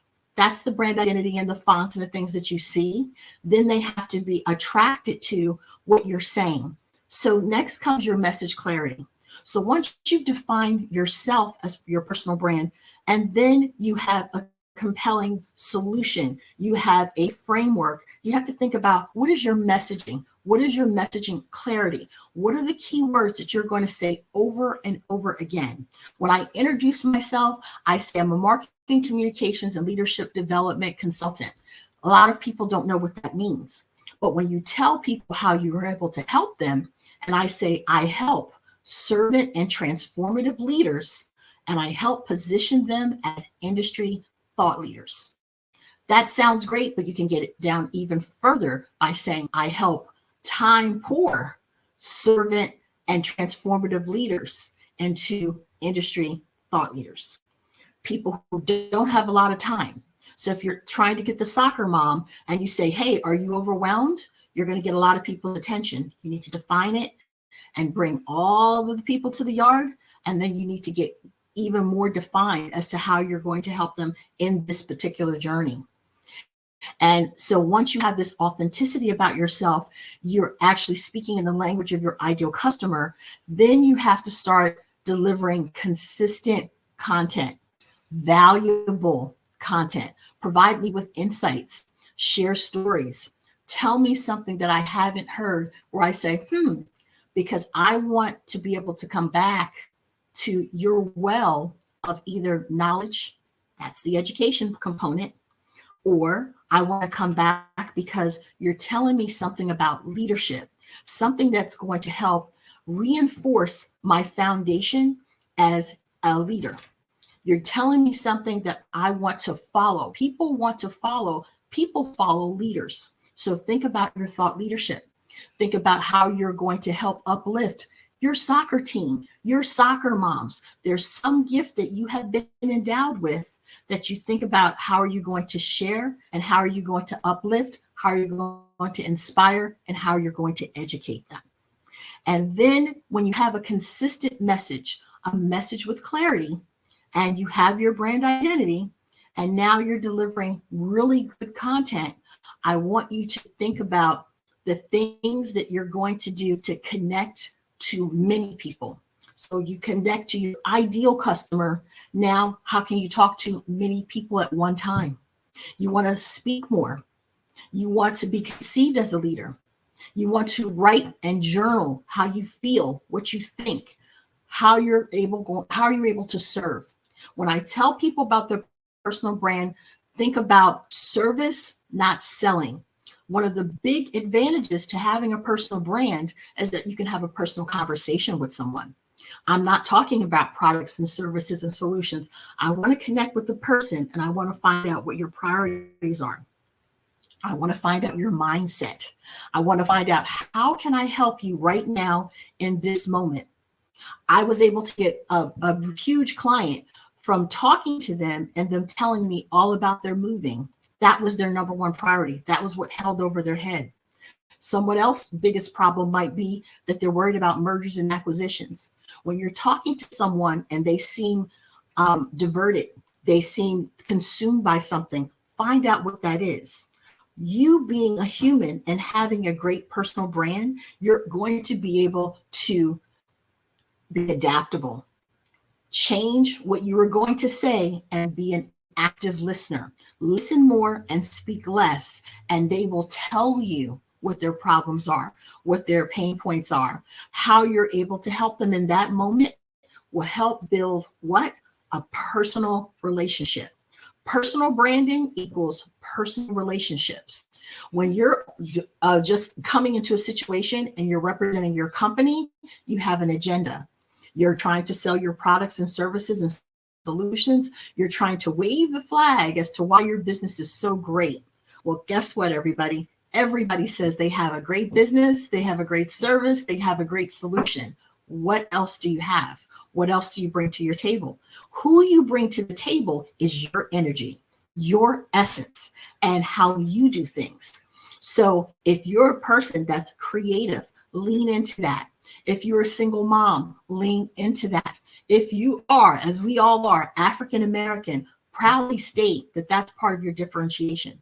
Diversity, equity, inclusion should be a part of everyone's mission statement to help define, uplift, refine, and bring us to the table, because we bring a different dynamic and a different conversation to the table.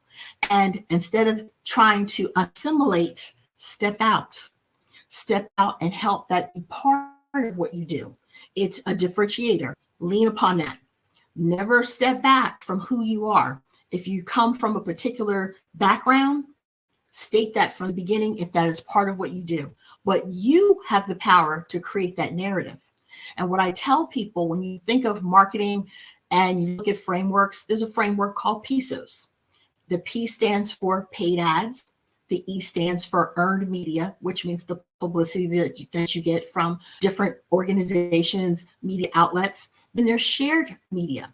Shared media is what you see in terms of social media platforms, what you have online. You don't own a shared platform. You participate in it, but if that shared platform goes down, you now have no way to contact your clients, the people that you're talking to. And then finally, the O stands for owned media. Owned media is what I tell my clients is the most important. The owned media is your website, your blog, your newsletter, your personal brand, the content that you put out on different platforms and different books. That is your intellectual property, that your story is part of your owned media. When do you have a chance to have your own channel and only talk about you from your perspective and how you're able to help people? Personal branding is the key to doing that. Now I'm going to tell you some don'ts. Don't rely upon just the visual of your brand to get you across the finish line. It's not going to do it for you. It has to have some substance to it.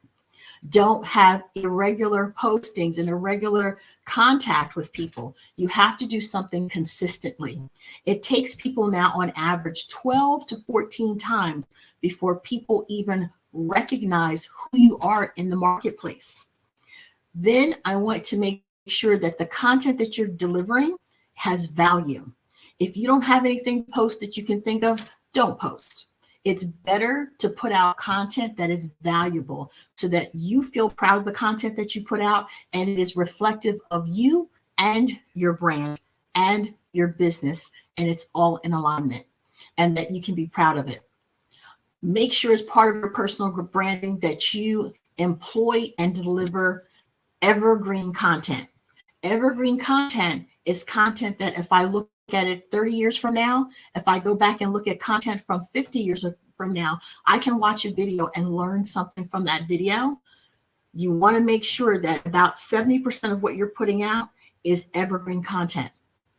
But the next thing I'm going to say, make sure that you address that you are adaptable and you address trends, you address AI, you address technology, you address changes in behavior. We're about to enter, a digital age. We're in a digital age right now where money is being taken off the table.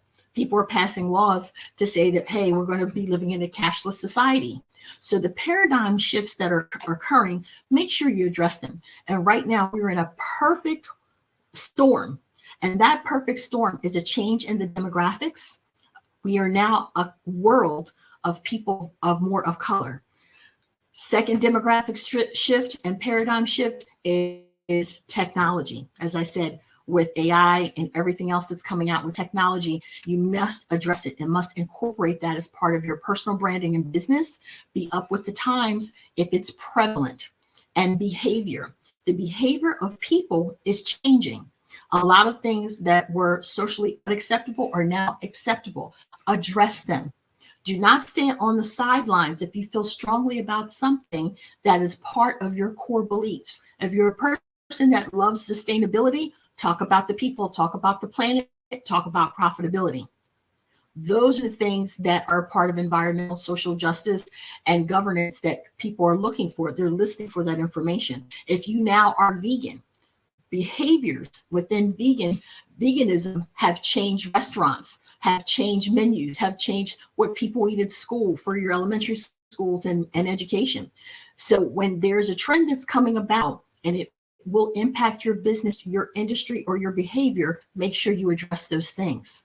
And as part of your personal brand, make sure you differentiate yourself from a vlogger or an influencer. Your personal brand is not being an influencer. You're not posting as if you're being paid. Influencers are paid to post about their day and what they're eating for breakfast and what they're wearing today and who they spoke to. They're being paid by brands. They're being paid by advertising agencies. You are not that. Your personal brand is to always talk about things that eventually bring people back to your brand. When you're telling a story, tell a strategic story. So if I talk about being homeless and I tell you that I went from being homeless to being a millionaire, the purpose of my story is to tell you about a financial service that I now provide and that I can speak to people from a different perspective because I've run the gamut on my financial acumen. That's the purpose of the story. So don't tell a story about your get all involved in your emotions and get involved about what's happening with your personal life that does not resonate and be able to cultivate, nurture, and then convert people to your products and services. Make sure your personal brand is talking about things that you have experienced because you want to be able to show how that has an impact and twist and differentiates how you deliver your products and your services better. So think about your strategic storytelling, think about how you're going to nurture your audiences, and think about the conversion as part of your personal brand. So I hope all of these things have helped you realize that there goes so much more that goes into your personal brand. So number one, remember the mindset. Think like a CEO.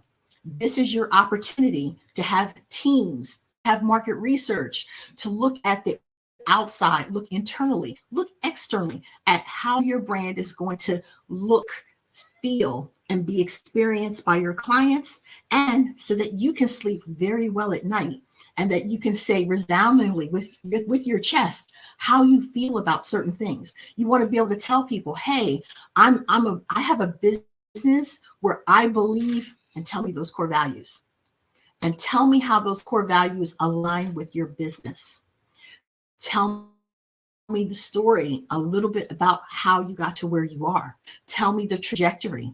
Tell me the lessons that are learned so that it compels me and I become a brand that is memorable, that differentiates myself from the rest of the group.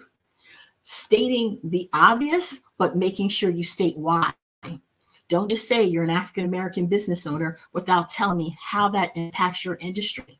I work within the industry when you talk about thought leadership, and you talk about marketing, you talk about branding. There are only 1,557 certified consultants that work in that industry that are African-American in the world, comparative to the about 14,000 that exist just in the United States alone.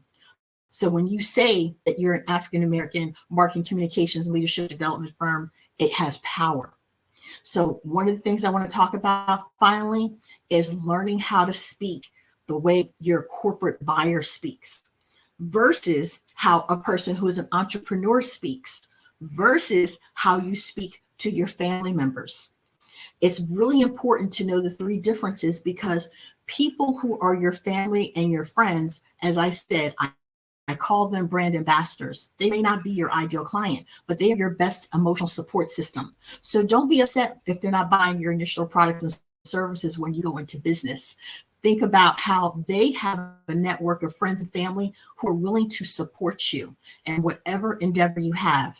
Never negate that group of people, because that is the foundation of where you come from. As your parents and grandparents say, never forget where you come from. Always seek their counsel and always have their respect, and find out from them the network that they have. They always want to be able to help you. Think about ways that within your personal brand to get the word out, use your brand ambassadors. That's your friends and family. The next level would be people just buying one-on-one. Individual business owners, people love to support small business. Why should they support you? Think about your personal brand and think about it as a campaign. How do you want small business owners to perceive your brand? Speak in plain language, but have a business twist to it so that they understand that you have impact. And how do you have impact? That's part of your personal brand. Are you having an impact in your community? Are you having an impact in education? Are you having an impact in the industry that you're working within? Make sure that impact is known to small business owners. They love to hear that you have been giving back to whatever that is. In other words, it's not all about the dollar, that you are personally giving time, you're giving effort, and that there's a cause that you believe in. People prefer, 87% of people prefer to do business with a company that stands for something. Be transparent about what you believe. Don't have something out and then later on people find out that's not who you are. That's not what you believe. I worked in an ad agency and we had a great relationship with Coca-Cola, but we had a person in the office that constantly was drinking Pepsi and left a Pepsi on their desk. You see that happen with celebrities. You have to make sure that you're walking the walk and you're talking the talk. And then the last group of people, the corporate buyer. What does the corporate buyer want and who is the corporate buyer? Just because I'm speaking right now, it doesn't necessarily mean that the person that's going to write the check for me speaking might be within training and development. They might be just only in human resources. It might be a CEO of a company himself that would like a speech from me and not have me speak, have the speaker speak. As a spokesperson of a company, I had to just look at every single word and purse every word that I say. One of the beauties of personal branding is that doesn't necessarily have to be the case. You can just be more authentic, because authenticity matters. People don't want to hear from a robot as part of your personal brand. They want you to be able to speak and to speak naturally, and people want to be able to digest what you're saying. One of the tips I give as part of your personal branding is to be able to provide what I call snackable content. When you hear one of the most famous phrases, 4 out of 5 doctors recommend Crest toothpaste by the Dental Association of America. Let's break down that one little tidbit of information. 4 out of 5 doctors. You just gave me some industry thought leadership content. You gave me content that I can say, oh, that is a statistic that I can use. And it also tells me the credibility of the brand, which is Crest. And now you just gave me peer engagement because you told me it was by the Dental Association of America. That's how small one little piece of content can have and resonate with so many different types of people, groups of people, and it's also very memorable. And it only took a couple seconds. Think more strategic about your personal brand and deliver and make sure that you're leaving a legacy that you love. Thank you so much for the opportunity, and I appreciate being here with the Black business owners of the Olympics and the business brand. Thank you. Miss Felicia Ward, you are amazing. Thank you so much for sharing. I love your spirit. I love your personality. I love how you share that information. It's so helpful for those of us who are existing, well-established business owners, as well as those who are aspiring business owners. So thank you so much for being here with us today, Ms. Felicia, with the Black Business Network. Genius is common. I'll see you on the other side. Thank you for having me.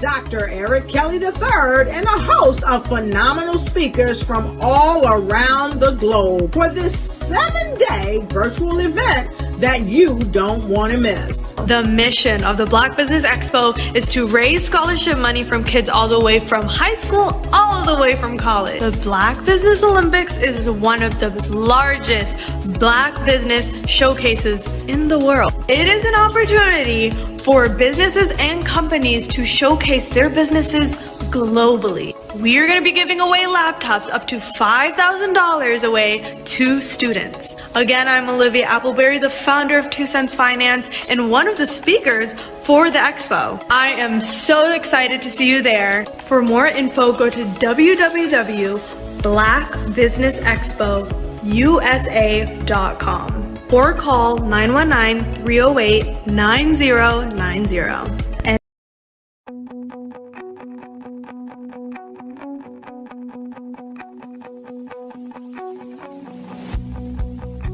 I am Black Business.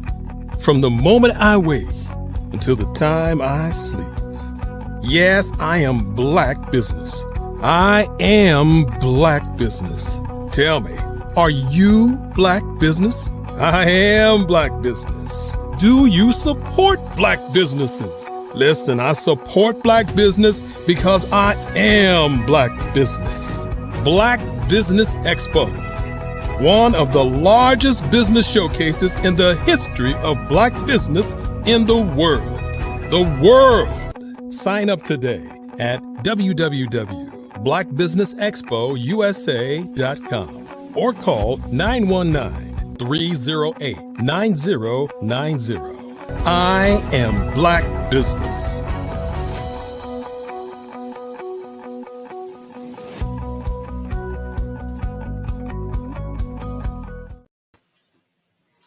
Good afternoon. Business owners, entrepreneurs, thought leaders, and corporations, welcome to the Black Business Network. My name is Dr. Gerald Hightower, and I am your business moderator for this afternoon on the Black Business Network. The Black Business Network is a 24-hour business network showcasing Black businesses, business owners, entrepreneurs, and thought leaders worldwide. We have speakers from North Carolina, London, Singapore, Africa, Japan, and cities all over the United States. The Black Business Network is a global community sharing its business knowledge to empower, inspire, and educate businesses about business. Our next speaker today is Sydney Wormsby. Sydney Wormsby is an experienced business executive with demonstrated success in developing and implementing strategic solutions that integrate all functions of the business for solving complex and high-impact situations. He has proven results in leading teams for business startups, business turnarounds, and transformations, new product development and implementation of Six Sigma and total quality management techniques. In addition to owning and leading his own organization for almost a decade, he has held significant roles for some of the top Fortune 100 companies, including global product management and business development for JP Morgan's Chase Investor Services, leadership of one of PepsiCo's retail restaurant business units, leadership of a retail banking business unit for Citigroup, and plant management for Eastman Kodak's office equipment division. Throughout his career, Sydney has developed an ability to establish compelling visions, set clear objectives, and inspire staff that has resulted in high levels of performance. I present to you, ladies and gentlemen, here at the Black Business Network, Mr. Sydney Wormsby. Sydney, it is so good to have you here with us, sir. How are you today? Very good. Thank you for having me here. I appreciate that, Dr. Hightower. Yes, sir. Genius is common. I will see you on the other side, sir. All right. Thank you. Well, good afternoon, or depending on where you're tuning in from, good morning, good afternoon, good evening. And I thank you for the privilege of speaking with you today. I truly appreciate you being generous with your time to listen to the information that I plan to share with you today. So I'll go ahead and get started. First, as Dr. Hightower said, my name is Sidney Wormsby. I'm a business growth and improvement guide. I'm the founder and owner of Strategic Solutions, Huertas e Decus, LLC. That is Latin for excellence and distinction.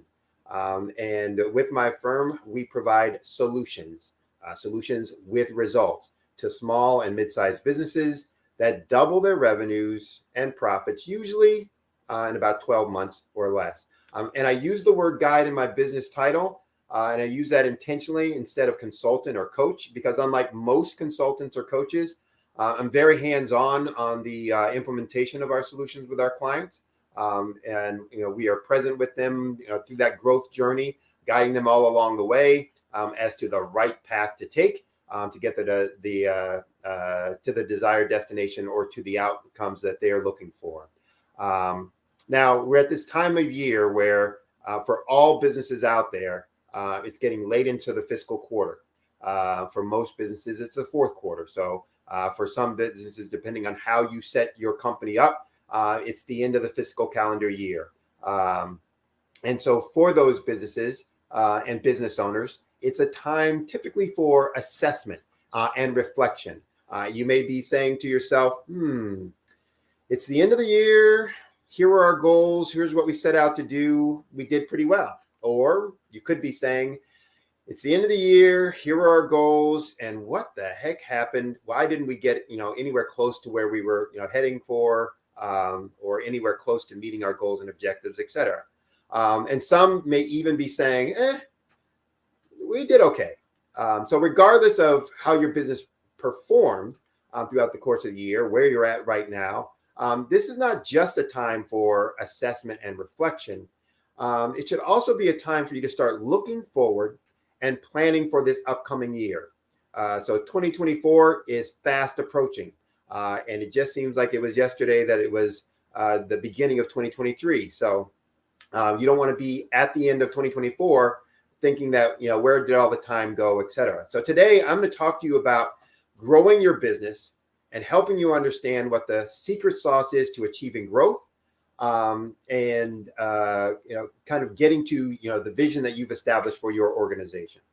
So here's what I plan to cover today. First and foremost, I'm going to talk about the two simple words that have been responsible for almost all the major change really throughout history, but especially for businesses. I'm going to talk about what growth is and why it's important. Then I'm going to get into a little bit about the 5 drivers of growth and the categories of growth that is responsible for all business improvement, all business growth, et cetera. And I want to make it clear there are only 5. It's not a secret to what those 5 are. Every business has the same 5. And then I'm going to provide a few specific strategies or tactics that you can use to generate explosive growth in your business. Now, keep in mind, I only have about 35, 40 minutes, so I won't be able to cover everything in this presentation. But I will try and, be specific about the things that I am going to touch on.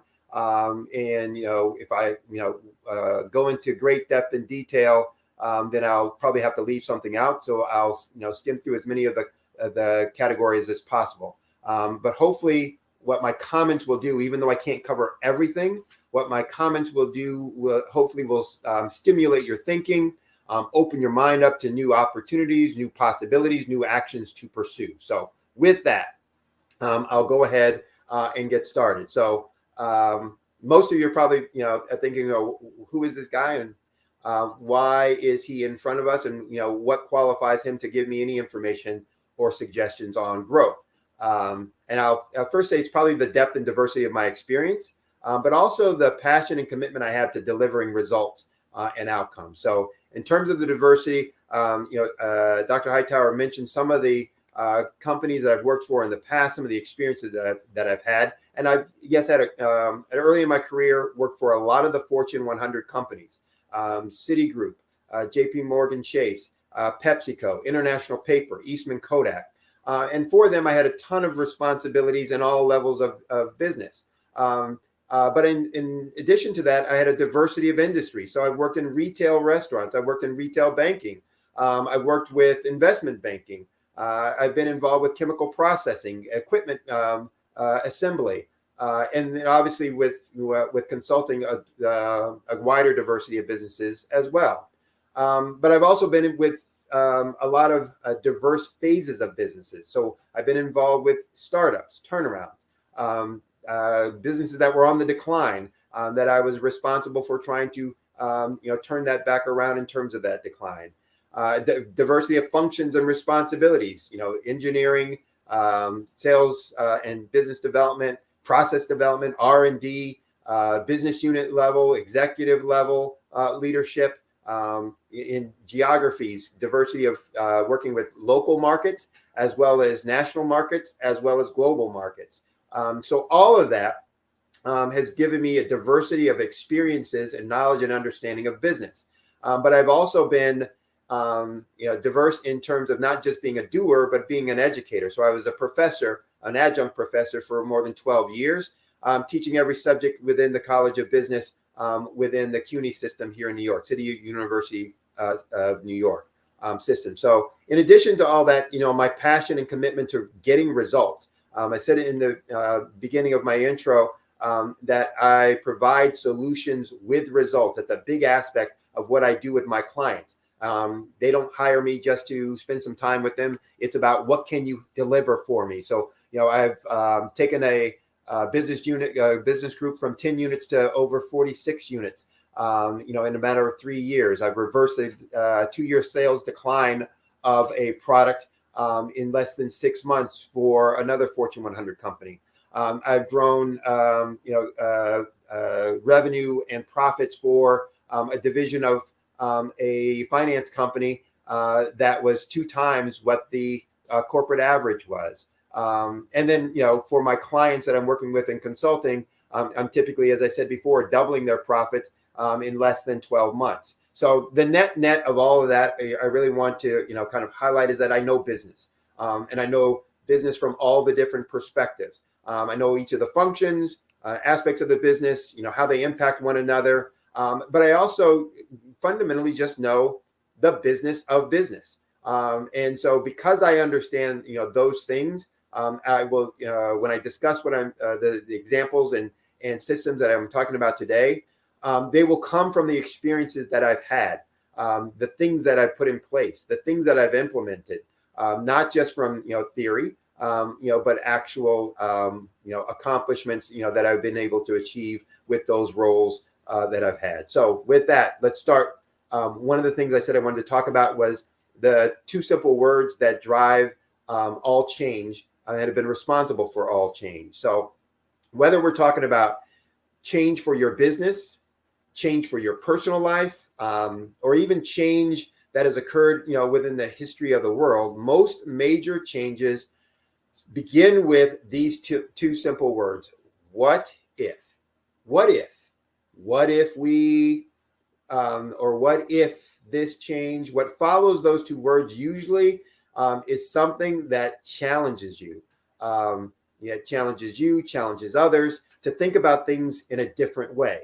What comes after those 2 words typically sparks imagination. It requires creativity. It demands new behaviors, and it takes or will take new capabilities typically to execute on that. So growth is about change. So you cannot have growth unless things will be different from what they are today, which means you must be different, behave differently than you do today. And that's true for changing your business as well as for changing yourself as an individual. So in my work with clients, I start by getting them to see what needs to change in their business processes and systems, in their employees' behaviors, in their own behaviors, in order to realize the change that they're seeking and achieve the growth that they envision. And within, and I'll talk about this a little bit later, I also use a simulator to try to quantify that impact of those changes on the revenues and profits that they're going to have for that business. So that simulator is similar to what you might use for in concept, similar to what you would use if you were learning to fly. That you have your beginning or starting point where you're debarking from, and you have your destination.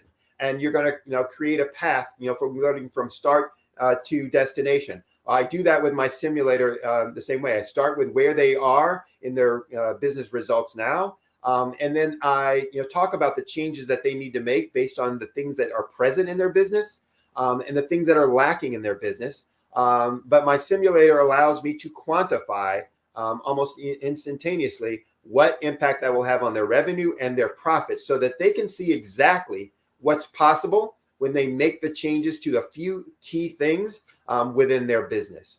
So that's going to be important for you now, as you're also looking at what's going to happen for you, or what you want to have happen in your 2024 year ahead. You want to take a look at what if we reduce those costs and expenses in that category? What if we could take a market share of 5%? What if we could find 2 more leads per day in my business? What would that mean? What would the impact be? And you should be doing that on your own, or with your team, or with, if you're using a business coach, with your business coach, or for those who don't have any of those, again, I do that, for free for folks. If they are, wanting to use my simulator, contact me for that as well. So why is growth of your business important? Well, first of all, when we start or buy a business, we do that for a variety of reasons. But the question I always used to ask my students is, what is the objective of business?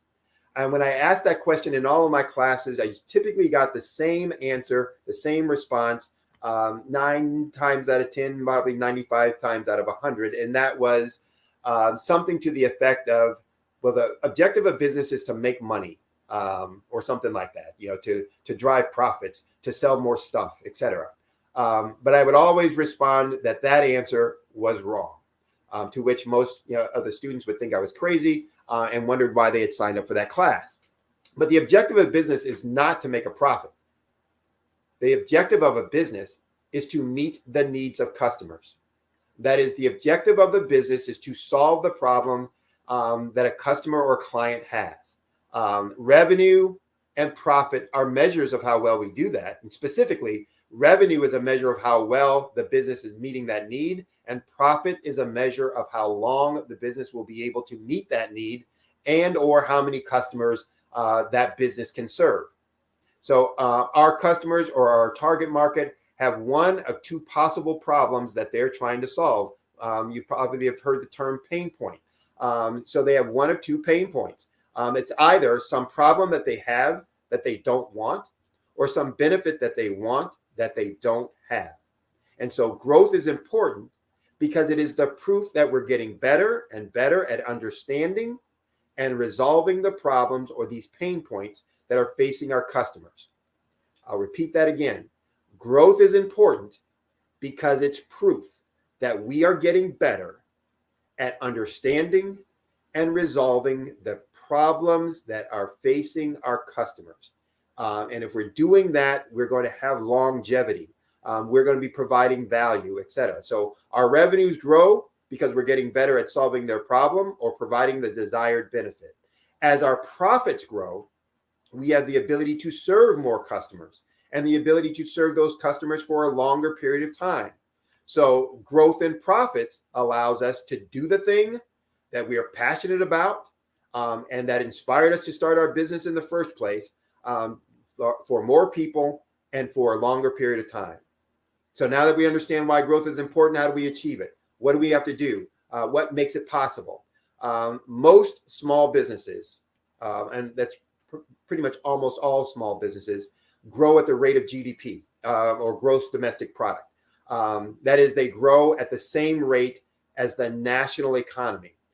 So they will either grow or decline as the national economy grows or declines. That's not why most of us got into business, to be at the whims of what everybody else was doing. It's the reason, though, that most small business owners worry so much about the national economy and inflation, because they feel that their results, their growth is tied to that. The only way that's going to be untrue is if we do some of the things that I'm going to talk about later on in this talk. I don't think any of you got into business, to be at the whims of the national economy. I didn't get into business for that reason. That's not what I'm looking for when I'm, trying to decide what my goals and expectations are. I need to be aware of it, but I don't want to be worried about whether my growth is going to be tied to that. I want to make sure that my growth is tied to my efforts, things that I have control over. And what are those things? Well, to explain those things, I'm going to use three concepts here. One is the Pareto rule, also known as the 80-20 rule. The other is a concept called experimental design. And the third is a concept of continuous improvement. So I didn't mention this earlier. I maybe alluded to it, but my undergraduate degree was in engineering. So I have a scientific background, and I like, math. I like science. I get into formulas, equations, etc. And so my MBA, though, was in operations and HR. And so I worked with systems, with process development, process improvement. And these concepts are used to improve processes that in order to deliver better desired outcomes. The Pareto rule specifically was a process or concept that was established back in the late 1800s by an Italian economist who was responsible for collecting the tax revenues of the citizens. And what he started observing was that 80% of the tax revenues that he was collecting was coming from only 20% of the population. And he started wondering whether that relationship was true for other things as well. So he looked around at different situations and scenarios and found it to be true, that 80% of outcomes were typically the result of 20% of our actions. And so that's been commonly then referred to as the 80-20 rule, that 80% of the effect that we're looking for comes from 20% of our effort. I call it the trivial many versus the vital few. That, if we're doing 80% or 20% of our action delivering 80% of our results, that also means that we're spending 80% of our time on things that determine only 20% of the results. And so the trivial many is that 80% of things that aren't delivering the majority of our outcomes or desired outcomes. The vital few are those 20% of the things that are really driving all the results or the majority of the results that we want. So that applies in our personal life, that applies to our business, and we need to understand that. So we're spending 20% of our time right now on things that result in 80% of our revenue or profits.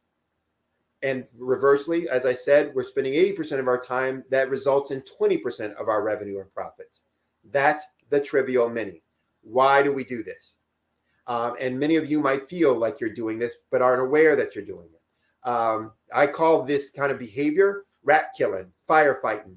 It's us spending the time on things that seem important, that get our attention, but aren't moving our business forward. So we're running around constantly fighting fires, killing rats, but we need to start focusing on those things that really are going to drive the business. So these things, the 80% of things that drive only 20% of our results, may seem important.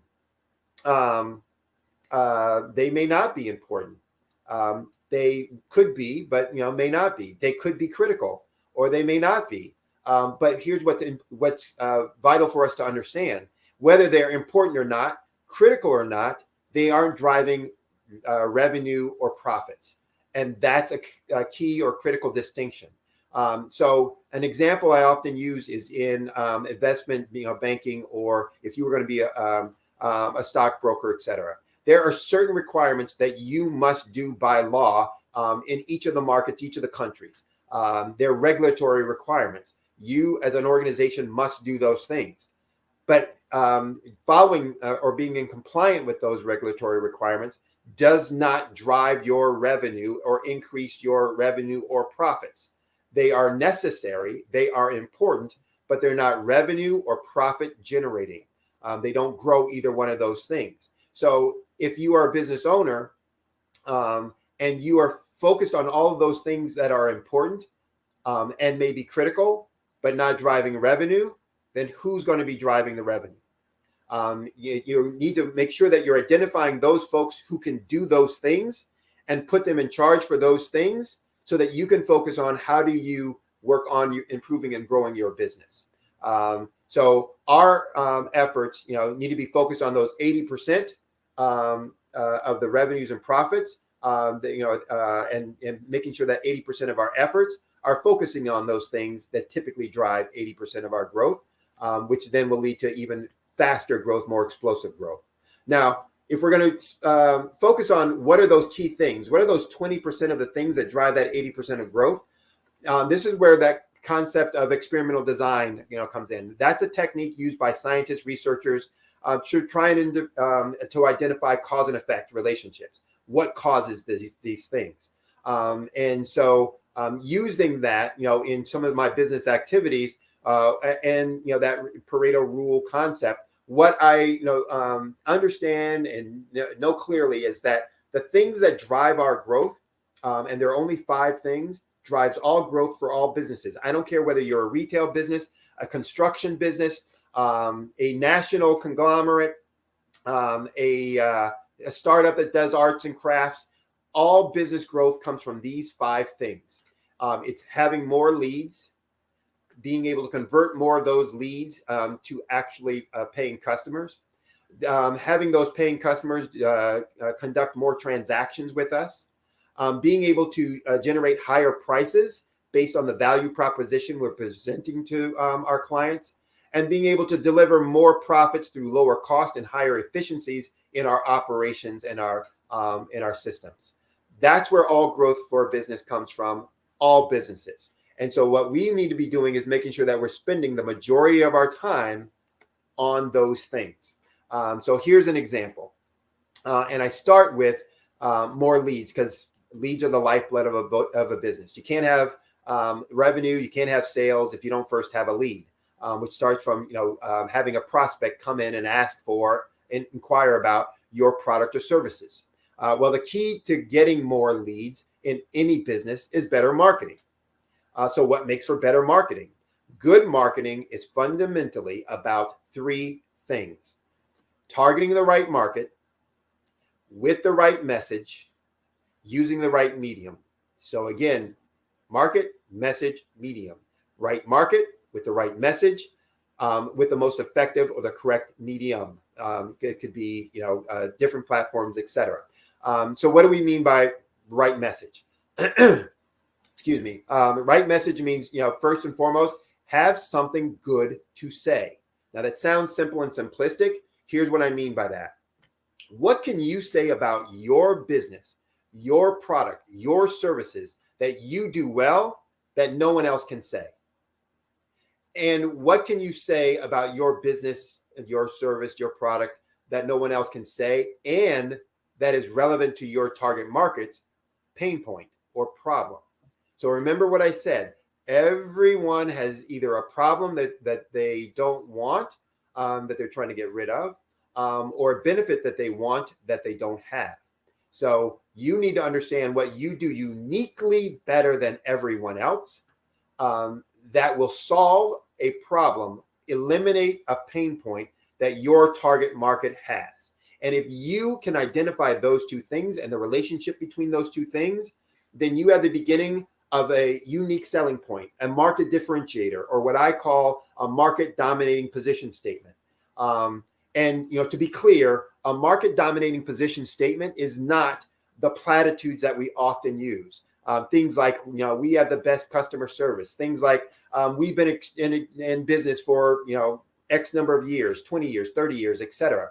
Those are platitudes. We have the best employees. We train our employees, highly, well. Those are platitudes that don't mean anything to a prospect or a customer, because it doesn't address the pain, the problem, the benefit that they want that they don't have, and the problem that they have that they don't want. And so you need to put things on those terms. And so when we use platitudes like that, a prospect is then limited to being able to evaluate whether they want to do business with us by one thing and one thing only: cost or price. And so you get now into a competition based solely on price and who's going to offer the lowest price. Now, I don't think that's a position you want to be in, or a competition that you want to have. It's not a competition I want to have for my business. I don't want to be in a competition based on who can offer the lowest price. I want to be in a competition of who offers the best value. And value comes from, am I delivering something that they want, that they need, to resolve a problem and eliminate a problem that they have, or deliver a benefit that they want. So first thing about, right message, have something good to say. Second, say it well. I mentioned before about my propensity for science, math, and therefore formulas and equations. And so there's something that's called the conversion equation. And how do you convert a lead into a paying customer? And that conversion equation says that all of our marketing needs to follow a certain formula, a certain prescription, a certain design. And first and foremost, it must interrupt the conversation that your prospect is having with themselves. So remember the thing that I said. They have a problem that they don't want, or a benefit that a problem that they have that they don't want, or a benefit that they want that they don't have. And in their head, that conversation is going on constantly with them about that problem or that benefit, and how they're going to get it or how they're going to eliminate it. And what you need to do in your marketing is first interrupt that conversation. That typically means some headline that's going to grab their attention about that specific problem or about that specific benefit. So it addresses the pain point that they have. The second thing that you're going to want to do is engage them, which means you're going to be looking for that marketing, that communication, to make some promises about a desired outcome that they want and that you're going to deliver.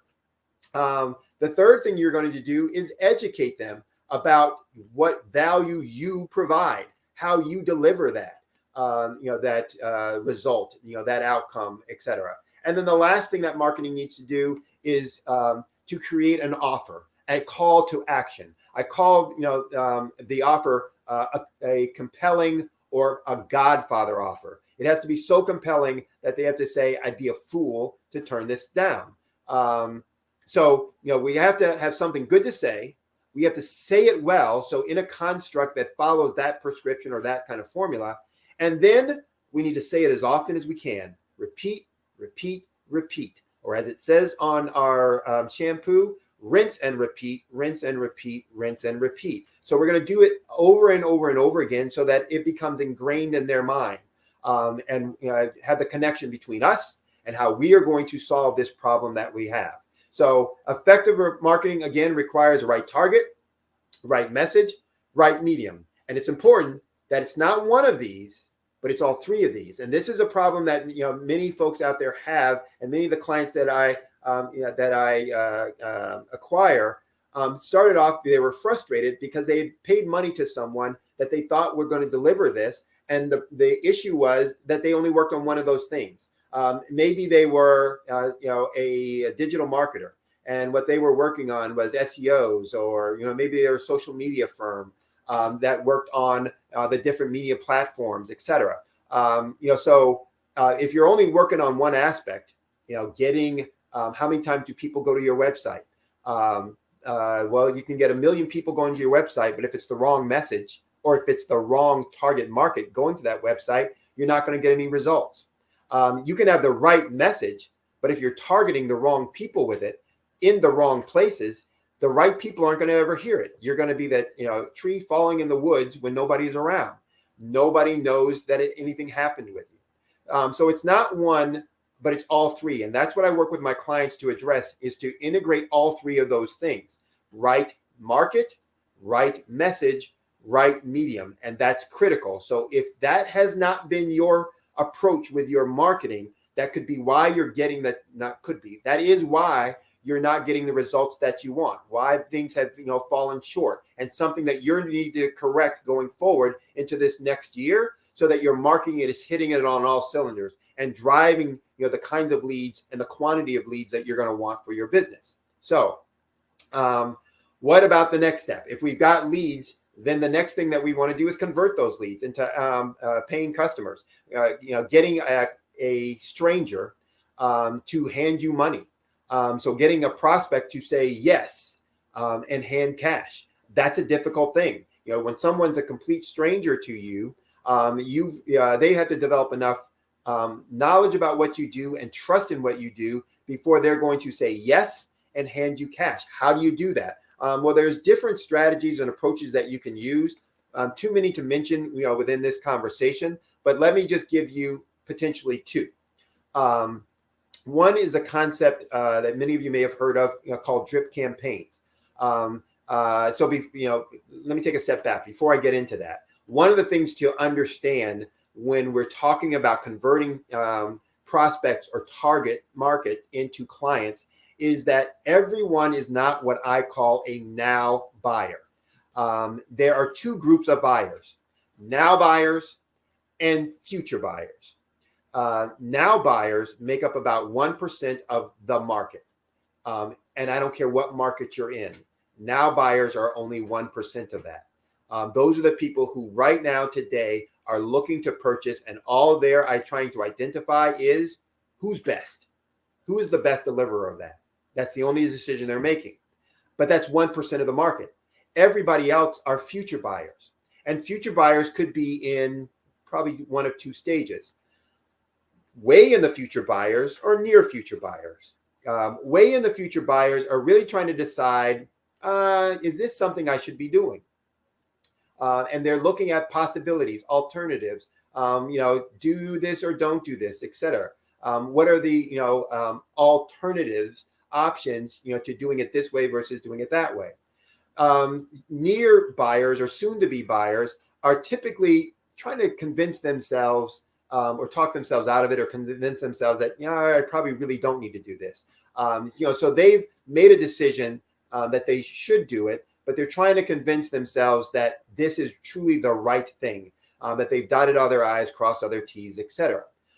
Different from now buyers, which again are wanting to do this right now today. They're ready to put money on the table for this. So if you're only marketing, messaging to now buyers, then understand you're only messaging to 1% of your market. What are you doing for those other 99? And that's a small segment. And what we need to do is be marketing to everyone for a couple of reasons. One, because that's a big market out there that's being not communicated to if we're only communicating to now buyers, but also because in the sales process, research has shown it takes anywhere from 5 to 12 to 13 touches with a prospect before you can convert them to a buying customer.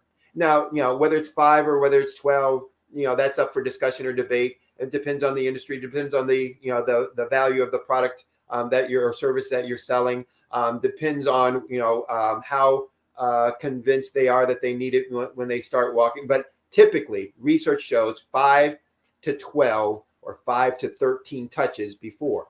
Well, if you're only talking to now buyers, you're only touching them when they've gone through a lot of their analysis already, and you might be behind the curve. So one of the solutions that we use to drive up conversion of folks to being a paying customer of ours is something called a drip campaign. That's so email marketing campaigns, drip campaigns. It's where we are communicating automatically through emails, direct email campaigns, direct messaging campaigns to prospective buyers, target market. So we're going to be talking to them about things that are relevant and important to them. And the more that we can talk to them about things that are relevant and important to the problems that they have that they don't want, the benefits that they want that they don't have, this is not selling. This is about informing, educating them about that problem, about solutions to that problem, about the impact of that problem, about different alternative ways to solve that problem. About other people who have that same problem. We're going to be giving them a wealth and a breadth of information about things that are relevant to them as a target market that is going to make us become a trusted advisor of theirs, a trusted resource where they will come to look for information from us about this problem or about this benefit because they've gotten good information and good insight from us previously. And when we've done that and done that well, when they become now buyers, we are going to be top of mind, first thought for them in terms of making that decision. So drip campaigns become a great way of being able to do that. I'm starting to run out of time, so I'm going to try and do a couple of these quickly to try and capture it in the next 5 minutes. Another conversion suggestion or strategy is downsell. So you've heard of upsell. That's when the kind of the technique that's used in fast food restaurants. Would you like to supersize that? Well, downsell is when we're doing just the opposite.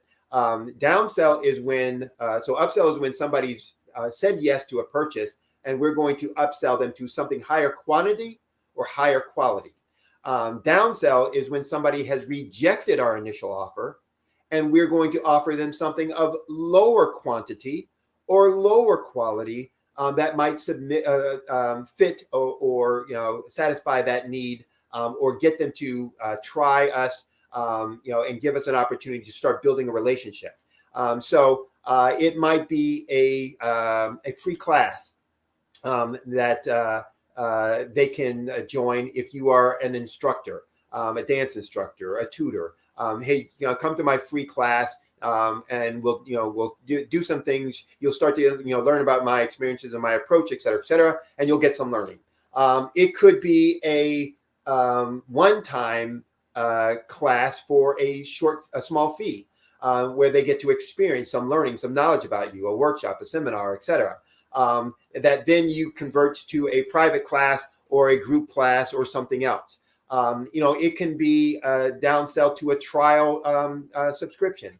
Hey, you didn't want to do this as a full blown. Hey, I'm going to give you 7 days, 30 days for free so that you can experience this, et cetera. Any of those kinds of strategies, any of those kinds of tactics, I should say, would fit in with this strategy of downsell, where you're looking to, they've said no to your initial offer and looking to offer them something that is of a lower quantity, a smaller size, lower quality, to get them to say yes and to start experiencing, the benefits that you offer, the knowledge that you have, and the ways that you can solve their problem. So I'm not going to have time to go into the other three categories. We talked about two, the messaging, so getting more leads, conversions of those leads. The other three areas, more transactions. We can do that through upsell, cross-sell, I just alluded to. Creating alliances or ventures, joint ventures. Higher pricing. That really is related not to just jacking up prices, increasing prices indiscriminately. It's about showing that you are delivering more value and creating ways that you keep adding value to the basic product or services that you have. So now when they compare buying your product, your service, they're comparing with all of these values that you present relative to your competitors. And now it's not about price, it's about the value that you're providing. And then more profits. Some of those things are about expense reduction, and some strategies that you can use there. It's about being more efficient, reducing yield losses if you're a manufacturing or product producing kind of organization. So how do you reduce those yield losses so that you're actually reducing the cost of production, the cost of materials, and all those other kinds of things. So again, using the concept of continuous improvement, one of the things I do with my clients is, this concept of continuous improvement and the what if.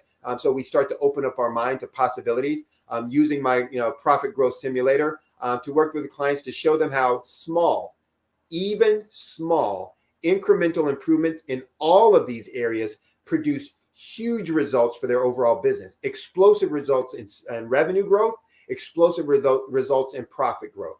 And because these changes are changes in procedures or behaviors or processes, they're quick to be implemented, and they are usually no cost to be implemented, and therefore result in quick impact and explosive growth. So with that, I'm going to wrap up by saying that you can drive growth for your business that can happen quickly by you first and foremost focusing more of your time.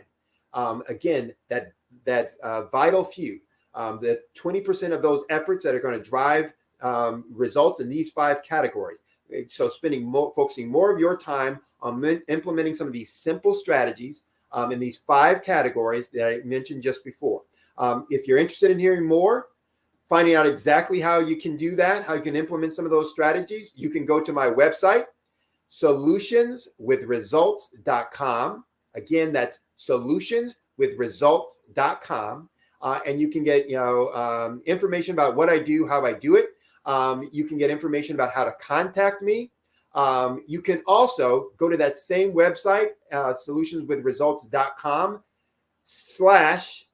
/SIM, SIM, and it will put you to my simulator where you can put in your own figures for your own company and get an idea right now how that changes in each of those areas will impact the growth of your company and the profits that you can drive for your company and business going forward next year. So I appreciate the time, energy, and effort that you've spent in listening to me talk. And here's to your success going forward. Oh, you're on mute. Professor Sidney Wormsby, thank you, sir. This has been absolutely wonderful. So with your profit growth simulator, we can go to your website. Give us your website one more time, sir. All right. So the website, www.solutions, plural, with results, plural.com. Solutionswithresults.com. That's the general website to get all the information about who I am, what I do, etc. But if you just add to that /SIM, SIM, you'll get to the simulator.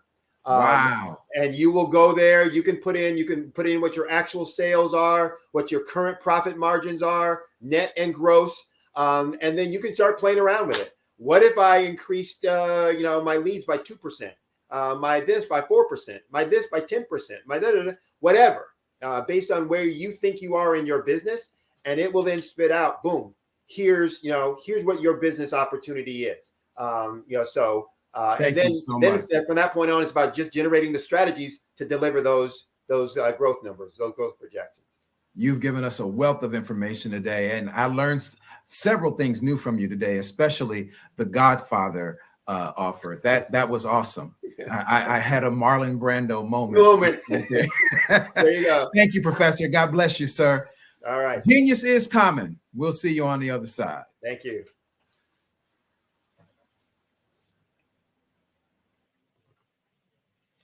Well, family, we have been blessed beyond measure. I want to tell you about the Black Business Expo's mission, and it is to raise funds for high school seniors going to college or K-12 entrepreneurs. This expo is a fundraiser for students. So you can go to www.blackbusinessexpousa.com. That's blackbusinessexpousa.com. And you can donate to the scholarship fund, or you can use Cash App that's on the screen below. All right. And the Cash App below is $BBXUSA. That's BBXUSA. Our goal is to give laptops and up to $5,000 to 10 students. And students can register online once again at blackbusinessexpousa.com. Every dollar counts, you family. So we want to remind you to donate. Please donate to the scholarship fund. We want to thank our Black Business Expo USA sponsors for August 2023. That is NC 100, Moody Capital Partners, Suede Soul, Lotus Riche Coaching and Training, the Hello LLC, Carolina, Virginia Minority Supplier Development Council, Step Management, 5-Star BDM Media, BHS and Associates, Margie McLean Foundation Incorporated, Genius is Common, Earth Essentials, Mullane Shawnee Global, Executive Women's Success Institute, the Quality Coaching Company, Superwoman Business Services, Creative Force Studios, Lee Entertainment, Artistic App Design, and the Black Business Expo USA. Family, as our great leader, Dr. Kelly, always says, genius is common, and I will see you on the other side. Thank you so much for joining us here on the Black Business Expo. This is the Black Business Network. This is your brother, Dr. Gerald Hightower. Thank you. God bless you. Join us again. I was born in a little village on the island of Haiti. Many deadly diseases pounded me. It is as if they were on a mission to end my existence on this earth. I refused to give up. In 1983, I left Haiti and came to the United States of America. And I came with $5, 2 shirts. I didn't speak any English. I came to Atlanta. I got a job. I was a doorman. I was a doorman with a dream. What I used to come on stage. I'd rehearse this moment that I'm standing in front of you. That's the power of a dream. Maybe today is the day you begin acting as if you already have it. And then step out with full force. Take a risk. No condition is permanent. Don't let your situation distract you. You are chosen. You are called. You are born for a purpose in this life.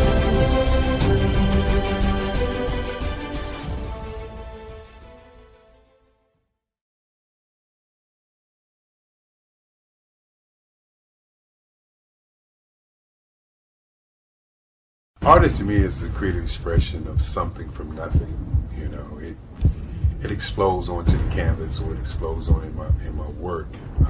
One of the things that I try to do more than anything is I try to just give the lines and the movements and emotions and expressions into what I do. Art really means to me a chance to express how I feel deep down inside.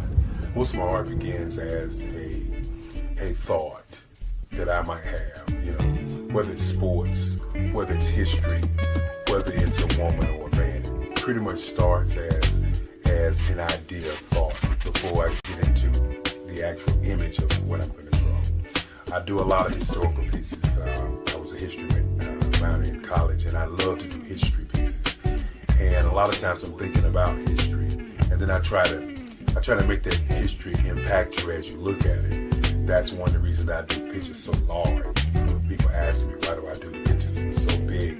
And I tell them, I want the piece to impact them as they're looking at it, to kind of dominate them, dominate their space. And most of my pieces I try to do off page. I don't try to do anything that's going to be in those four corners or in a square. And I want your imagination to be a part of the piece that you're looking at.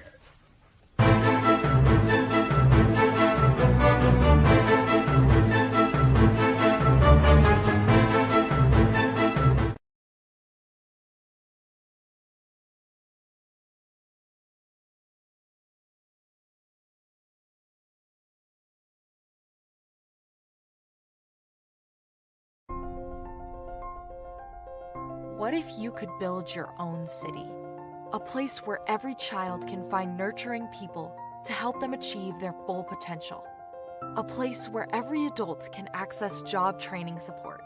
Where health education is abundant. Where social justice ruled the land. A place without limitations. Welcome. You have arrived at STEM City USA. It is what every city should be. A safe and trusted community where you find people and resources to help you become everything you are and beyond. STEM City is unlike anything you have ever experienced. It is a digital twin of the world around you, only better. STEM City is about energy and soul renewal. It is more than a digital world. You can almost feel the power of live cultural events, music, and theater. STEM City promises a better future for children with caring mentors and hands-on activities with dedicated tutors to support our youth. STEM City is your passport to a healthy lifestyle with weekly events addressing our community's many issues. STEM City is your financial well-being, with helpful information on wealth management, career advancement, job training, and so much more. STEM City is the community you deserve. It is the city where your dreams can come true. STEM City USA, a place in the sky that is accessible to all who reach for the stars.